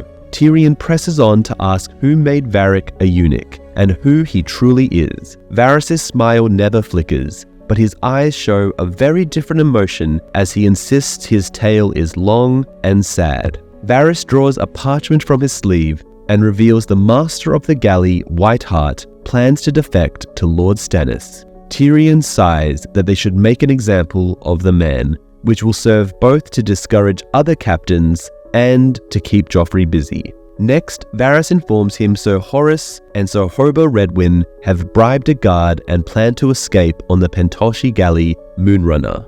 Tyrion instructs Varys to have Bywater send the guard to the Night's Watch and post a guard on the Moonrunner just in case. Next, Varys notes that the clansman Timett killed a man for cheating at tiles. When Varys confirms the man was cheating, Tyrion declares Timett did all honest men a favor. Next, Varys explains that the Red Comet has brought all manner of prophets to the city to preach doom and destruction. Tyrion insists Varys to let them rant. Finally, Varys states that when Lord Giles Roseby proposed a toast to the king, Sir Balon Swan remarked they would need 3 cups for that, and many laughed. Tyrion insists he is not interested in treasonous table talk, which Varys calls wise. Tyrion returns to Isola to find Bronn waiting. The sellsword asks about Slynt, and Tyrion admits he has likely replaced one of Littlefinger's men with one of Varys's. Tyrion asks how the recruiting is going, and Bronn explains that he only hires the sellswords who make a good impression in a duel. Tyrion asks if Bronn has killed any candidates, and Bronn answers, "No one we could have used." Tyrion asks what should happen if one of them kills Bronn, but Bronn only says that man will be one Tyrion wants to hire. Tyrion asks Bronn if he would kill an infant girl without question when commanded. Tyrion replies, "Without question? No. I'd ask how much." Tyrion remarks to himself that he does not need Slynt or Deem, since he has 100 such men of his own. He wants to laugh or cry, but most of all, he wants Shae. This chapter seems to prove that Varys did not want Eddard to die at the Sept of Baelor, since Janos comments on the Spy Master's surprise, and it was probably Littlefinger who convinced Joffrey to order Lord Stark's execution. However, in retaliation, Varys, through Tyrion, has stripped Littlefinger of his control of the City Watch by having Tyrion send Janos Slynt and his most loyal cronies to the Wall, as Bronn tells Tyrion. In Chapter 9, the road Arya and the others travel is now little more than 2 ruts through the weeds. The once crowded path is now almost deserted, and the road wanders back and forth, tangles with other trails, and sometimes vanishes entirely, making it difficult to determine the right direction. Arya hates it. The terrain is gentle enough, but even so, the path is narrow enough that the wagons slow their pace to a crawl. 12 times a day, they must stop to free a wheel or double up the teams to climb a muddy slope.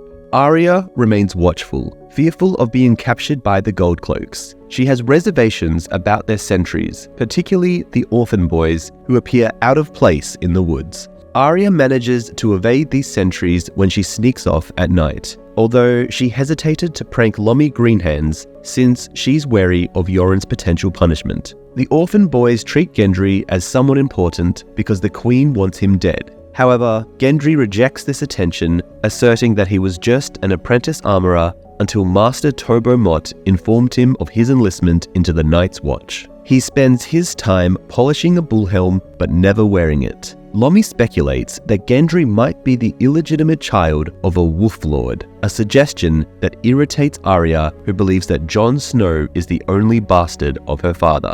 While Arya wishes she could ride back home alone, she acknowledges the importance of having companions to scout ahead, watch their rear, stand guard during sleep, and help fend off the Gold Cloaks. Yoren decides that the King's Road isn't safe until they've crossed the Trident River. They plan to circumvent the western side of God's Eye, transitioning from settlements and farmland to forested and rugged terrain. As their supplies diminish, Yoren enlists poachers Koss and Kurz to hunt ahead, while younger boys gather berries and loot orchards along the way. Arya excels at climbing and collecting berries. On one occasion, she catches a rabbit, which Yoren turns into stew. While others only receive a spoonful, Arya gets a whole leg, which she shares with Gendry. At Brer White, the group is confronted by field hands who demand payment for the sweet corn they've taken. Yoren provides some coins, but laments that Night's Watch members used to be generously hosted across the realm,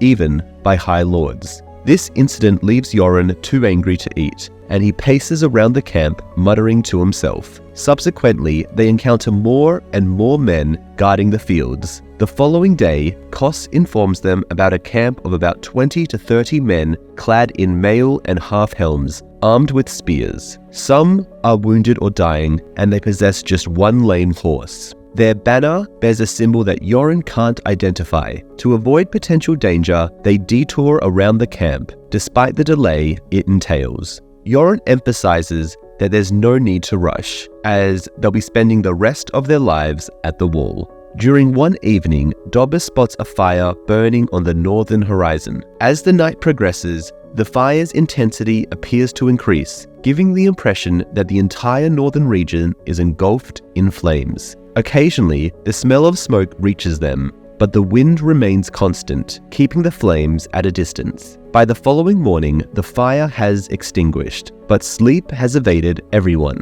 Around midday, they encounter the remnants of a village. The fields in the vicinity are charred, and charred bodies are scattered everywhere. Leaving the group to guard the wagons, Yoren takes Murch and Cutjack to explore the ruins of a fortified structure. Arya notices Gendry wearing his helmet. After a considerable interval, Yoren returns with a young girl and a woman who has lost her right forearm. The girl sobs uncontrollably while the woman repeats the word, "please," insistently in a hushed tone. Rorge finds this amusing, which leads to laughter from him and Baita. Murch intervenes with curses, silencing them. They make space for the one-armed woman in a wagon. Hot Pie admits his fear, prompting Arya to confess her own trepidation. Hot Pie discloses that he had never actually killed a boy by kicking, but instead sold his mother's pies. Arya rides a substantial distance ahead of the wagons to distance herself from the grieving girl and the whispering woman. As night falls, the woman with one arm passes away. Gendry and Cutjack bury her beneath a weeping willow on a nearby hill. Arya senses the tree's branches murmuring, "please," whenever the wind blows, which deeply unsettles her. On that night, Yoren forbids the lighting of fires, resulting in a meager supper. Arya quells her hunger by drinking water. Awakening in complete darkness with a full bladder, Arya attempts to leave for relieving herself. Hot Pie is on guard duty and reminds her of Yoren's orders to stay close. Arya explains her predicament, but Hot Pie mentions hearing wolves nearby. Arya pretends to acquiesce, then slips into the woods on the opposite side of the camp once Hot Pie departs. She goes farther than usual to ensure safety. While attending to her needs, she hears rustling and spots glinting eyes in the forest. Drawing needle, she counts a pack of wolves. One wolf approaches, baring its teeth, but eventually retreating into the darkness along with the others. Arya follows the sound of Yoren sharpening his knife back to the camp. She joins him in a wagon and informs him about the wolves. Yoren appears unaffected, mentioning that he believed Arya's kind had an affinity for wolves. Arya recounts the story of her dire wolf Nymeria, forced to be driven away. Yoren reflects that the wolves they should fear are of the humankind. mind, much like those responsible for the burnt village. He contemplates whether he should have left everyone back in the city where they might have been safer. Arya asserts her desire to return home. Yoren shares his experience of bringing men to the wall for almost 3 decades and having lost only 3, but he ponders if he made a mistake this time by not choosing a ship instead. Yoren encourages Arya to sleep, but the howling of wolves reaches her ears, accompanied by faint, distant screams. The spotted tree-cat banner they saw belongs to House Myatt of the Westerlands, probably survivors of Jaime's host from his battle with Robb.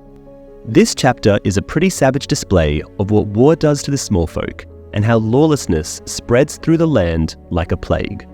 Arya probably was spared by the wolves thanks to Nymeria, since at the end she can hear them feasting on people who strayed too far away from their camps or homes. In chapter 10, Davos Seaworth stands among the crowd, observing the statues representing the 7 deities as they burn outside the gates of Dragonstone. His sons Allard and Dale share the sentiment that burning the gods is an unfavorable act, but Davos cautions them that this isn't the place for such discussions. The Red Priestess Melisandre moves around the fire, offering prayers in 3 languages to R'hllor, the Lord of Light, beseeching him to accept the enemy's false gods and illuminate them. Her prayer concludes with the sacred phrase, "For the night is dark and full of terrors." Queen Selyse echoes these words, while King Stannis observes stoically. Dragonstone Sept, once a place where Aegon I Targaryen knelt in prayer before launching his conquest, didn't escape the Queen's followers. They defiled the altars, tore down the statues, and shattered the stained glass. Davos recollects that the statues were initially carved from the masts of the ships that transported the first Targaryens from Valyria.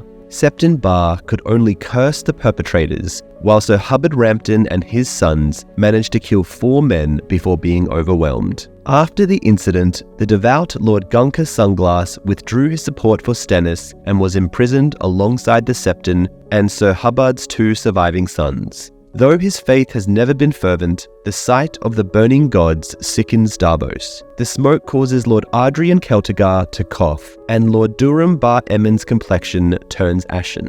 Lord Montfort Valerion, however, keeps his gaze on Stannis instead of the flames. Davos ponders Valerion's thoughts, but understands that such a proud lord would never confide in him. The other nobles disdain Davos and his sons, yet he envisions a future where their grandchildren will compete in jousting tournaments. In his imaginings, Davos sees his sigil flying as high as theirs, but only if Stannis claims the throne, for everything he has become is due to Stannis. Stannis granted him knighthood and his warship the Black Betha. His sons, Dale and Allard, command their own ships. Marek serves as oarmaster on the Fury. Mathos is Davos' assistant. Devon is a royal squire on the path to knighthood, and his youngest sons are destined to become knights as well. His wife Maya presides over a modest keep, and Davos relishes the ability to hunt deer in his own woods. All these fortunes he owes to Stannis in exchange for a few finger joints, taken as a fitting punishment for his lifelong defiance of the law.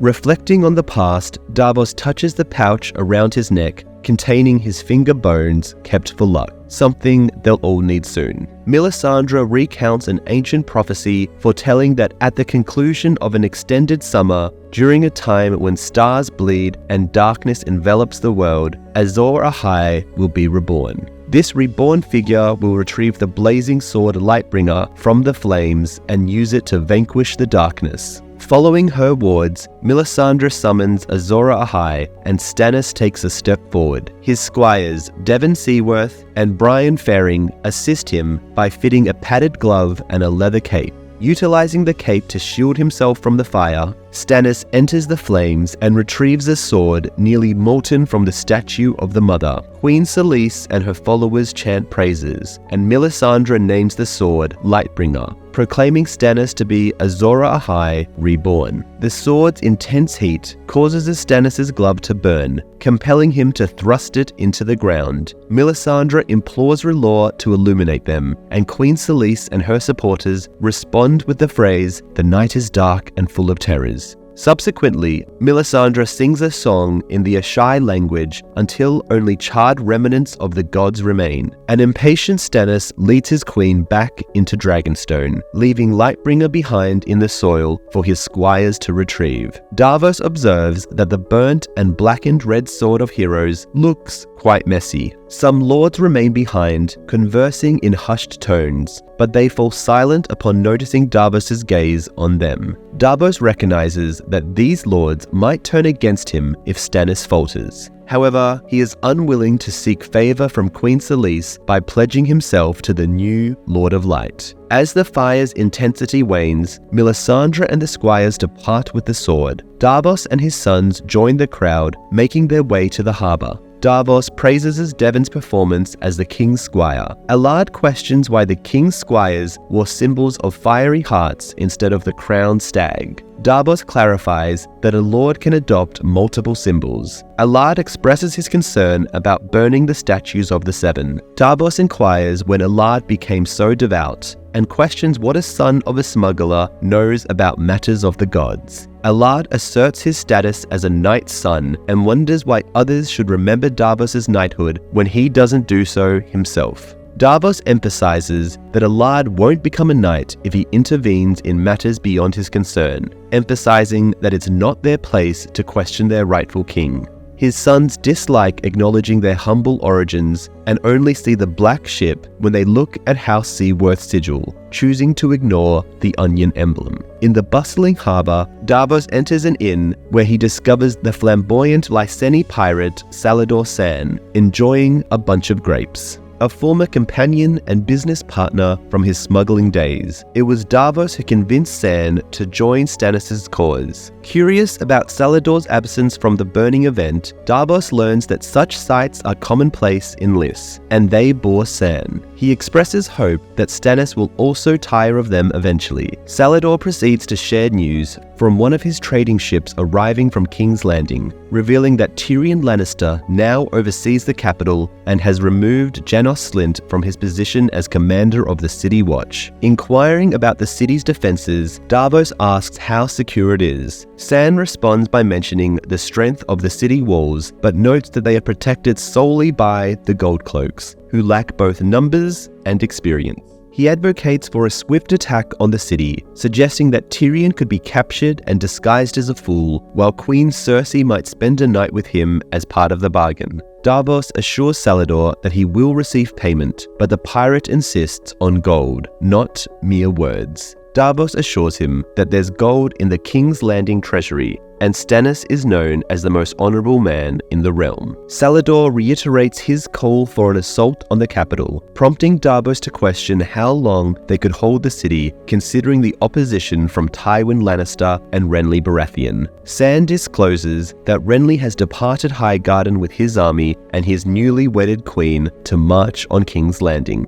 Davos is taken aback by the fact that Renly brought his bride along, which implies either deep love or great confidence. Davos insists that Stannis must be informed, but Salladhor has already relayed the news, although Stannis seems to disapprove of the pirate's involvement. Salladhor abruptly asserts that Stannis' sword is not the genuine Lightbringer and questions the utility of a burnt sword for Stannis. Davos corrects him, emphasizing that it's a burning sword, but Saan maintains that it's burnt. He narrates the legend of Azor Ahai, who forged a hero's blade over 100 days and nights to combat darkness. The sword was tempered in his wife Nissa Nissa's heart, incorporating her blood, soul, courage, and strength into the steel to create Lightbringer, the red sword of heroes. Salladhor advises Davos to be grateful that the sword Stannis wielded isn't real, as too much light can hurt the eyes and fire burns. Salladhor inquires about Stannis' sailing plans, and Davos responds that it depends on the will of the new god Stannis follows.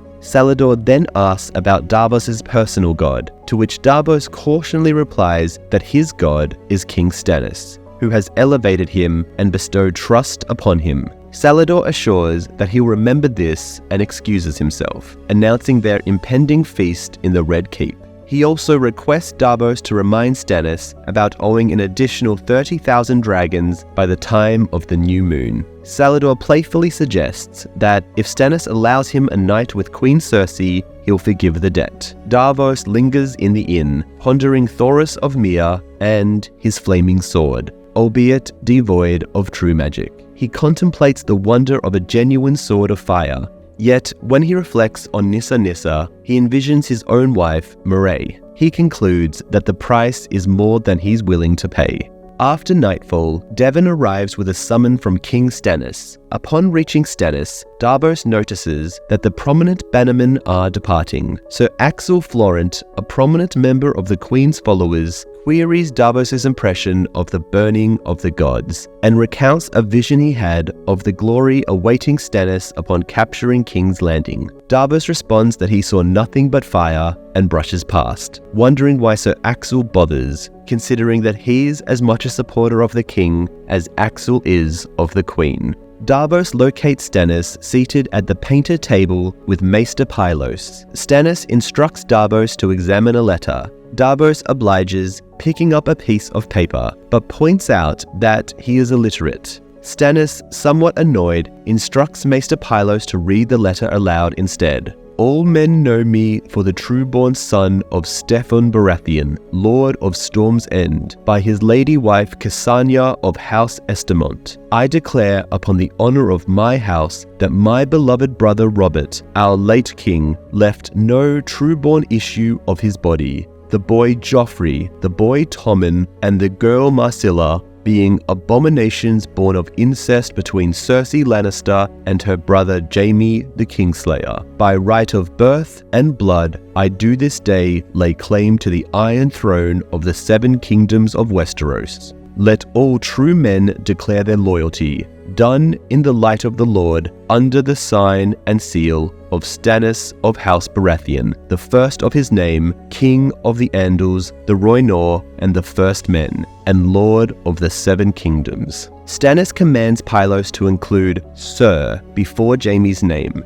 acknowledging his knighthood, and to eliminate beloved brother, as it holds no truth. He proceeds to declare that all of their 117 ravens will be employed to distribute copies of the message throughout the realm. However, he anticipates that most of these copies will be destroyed by lords who align themselves with other kings, despite Stannis being the legitimate ruler. For this reason, Stannis instructs Davos to sail northward, possibly up to White Harbor, while his son Dale embarks on a southern journey, reaching as far as the Arbor.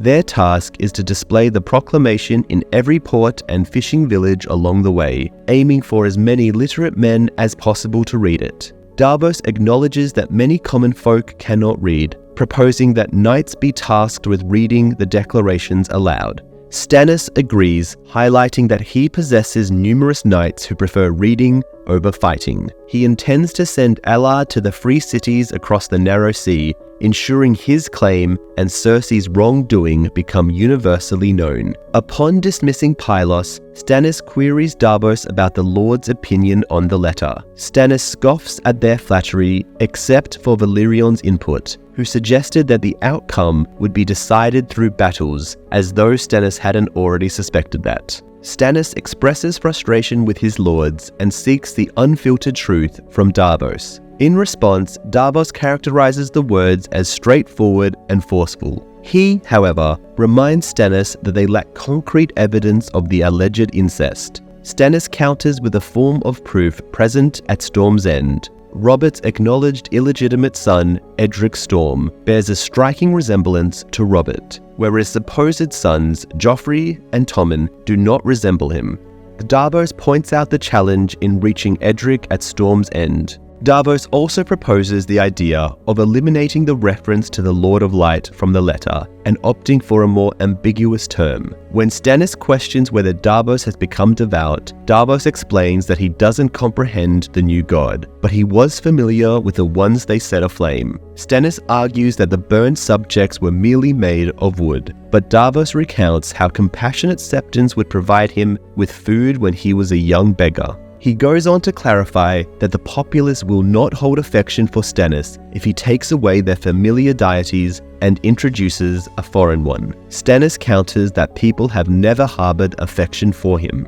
While looking out the window, Stannis reveals that he stopped believing in gods the day he witnessed the wind-browed shipwreck in Shipbreaker Bay. He refuses to worship any gods capable of causing the drowning deaths of his parents. Stannis dismisses the High Septon's talk of justice and virtue bestowed by gods, asserting that all he has observed of either virtue or justice was accomplished by human actions. Davos questions why Stannis would entertain a new god if he lacks faith. Stannis responds that irrespective of the existence of a god, Melisandre possesses power. Davos counters by mentioning Maester Cressen's wisdom, but Stannis argues that Cressen's wise counsel proved futile. The Storm Lord scorned him when he sought assistance. Stannis proclaims that there will be no more beseeching or mockery. The Iron Throne rightfully belongs to him. Yet among the 4 kings vying for power, he possesses the fewest soldiers and the least gold. His primary assets include his fleet of ships and the Red Priestess. Stannis inquires if Davos is aware that a significant portion of his men are too frightened to even utter her name. A sorceress capable of evoking such terror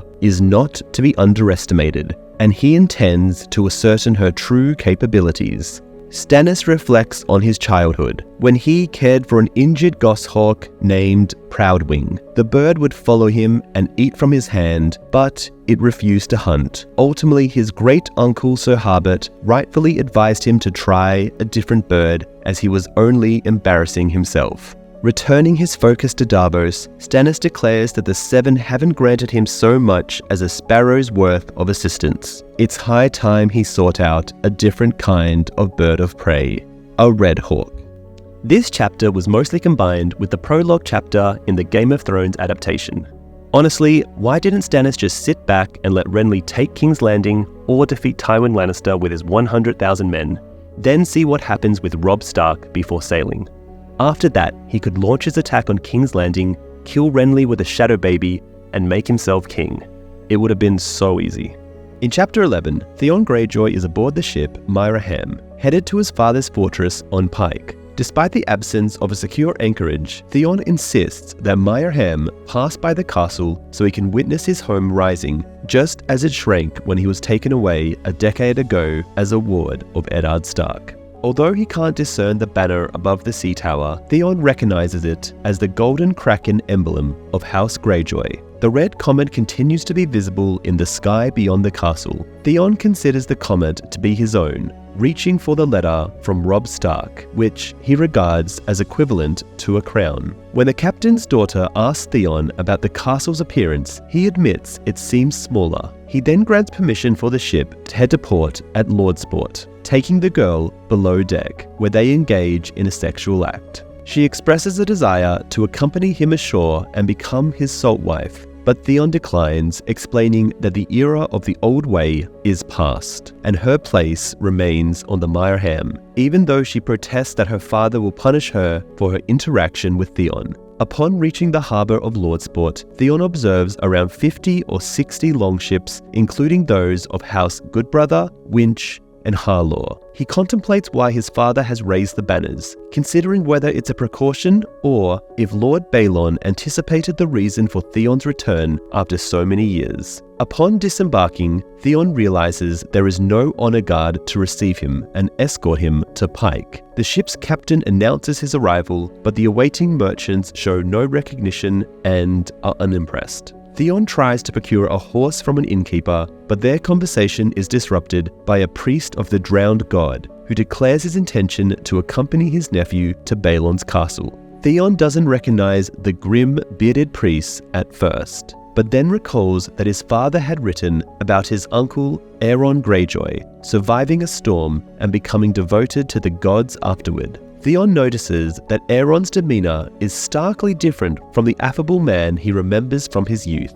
Suddenly, Aeron questions if Theon now prays to the Stark gods, and Theon, who rarely prays, responds negatively. Aeron orders him to kneel in the mud and anoints his head with seawater from a waterskin, reaffirming his dedication to the drowned god. Aeron informs Theon that his mother's health has led her to reside on Harlaw, while his sister Asha has taken command of her ship, the Black Wind, to Great Wick, with messages from their father. Theon inquires about the reason for his father gathering their forces, but Aeron insists that Balon has ordered secrecy. When Theon protests, asserting his right to know as Balon's heir, Aeron retorts with a "we shall see," indicating that despite Theon being Balon's only son, there's a daughter in the picture. Responding angrily, Theon expresses his refusal to be denied his birthright by a woman. Aeron then points out that Theon is naive if he believes Balon would ever relinquish control of the Iron Islands to a Stark, leading Theon to realize that he's neither truly embraced by the Starks nor fully accepted by his own family. As the sun sets, they arrive at Pike, and Aeron quickly departs. Helia escorts Theon to his chambers before he ascends the sea tower to meet his father. Theon dresses lavishly and heads to meet Balon. Theon finds Balon much changed, smaller, leaner, and greyer than his memory. Balon questions Theon's identity, to which Theon responds that he's a man and Balon's heir. Balon cryptically comments that time will reveal the truth. Balon criticizes Theon's attire and inquires about the gold chain around his neck, wondering whether it was obtained through iron or gold. Theon, recalling the warrior's tradition that only allows jewelry from defeated foes, admits it was purchased with gold. Balon forcibly removes the chain, stating his daughter has taken an axe-wielding lover and he won't tolerate his son dressing like a prostitute. Balon accuses Theon of weakening due to his time in the fertile lands and claims that Theon has become the Starks' possession. He labels Theon as Robb Stark's emissary, which Theon counters by saying that the letter he carries from Robb was influenced by his own counsel. Although this amuses Balon, his anger is ignited when Theon mentions that Robb views him as an older brother. Theon hands over the letter, but it fails to impress Balon. The letter suggests that Balon attacked the Westerlands, targeting Lannisport and Castle Rock, in exchange for a crown. Theon unveils his plan and seeks Castle Rock as his own seat as a reward. Balon dismisses the idea of receiving a substantial reward for a mere idea and minimal writing, expressing mistrust in the notion of being granted a crown, as what is given can be taken away. Balon incinerates the letter and strikes Theon when he protests. Balon asserts that he'll seize his crown through conquest, following the example of Euron Redhand 5,000 years ago. However, Balon deems Castle Rock too well defended and Lord Tywin Lannister too shrewd. When Theon questions Balon about the new kingdom he intends to establish, he already anticipates the response. This chapter proves Catelyn right for not wanting to send Theon back home to the Iron Islands, and Balon is kind of an idiot for not doing what Stannis should have done, which is to let the Stannis, Lannisters, and Baratheons fight each other until there is only one left standing, and then strike when the Starks or Lannisters are at their weakest. Anyway, we'll stop there now and continue next time. Once again, thanks to Raid Shadow Legends for sponsoring this video. Check them out with the QR code on screen or link in the description.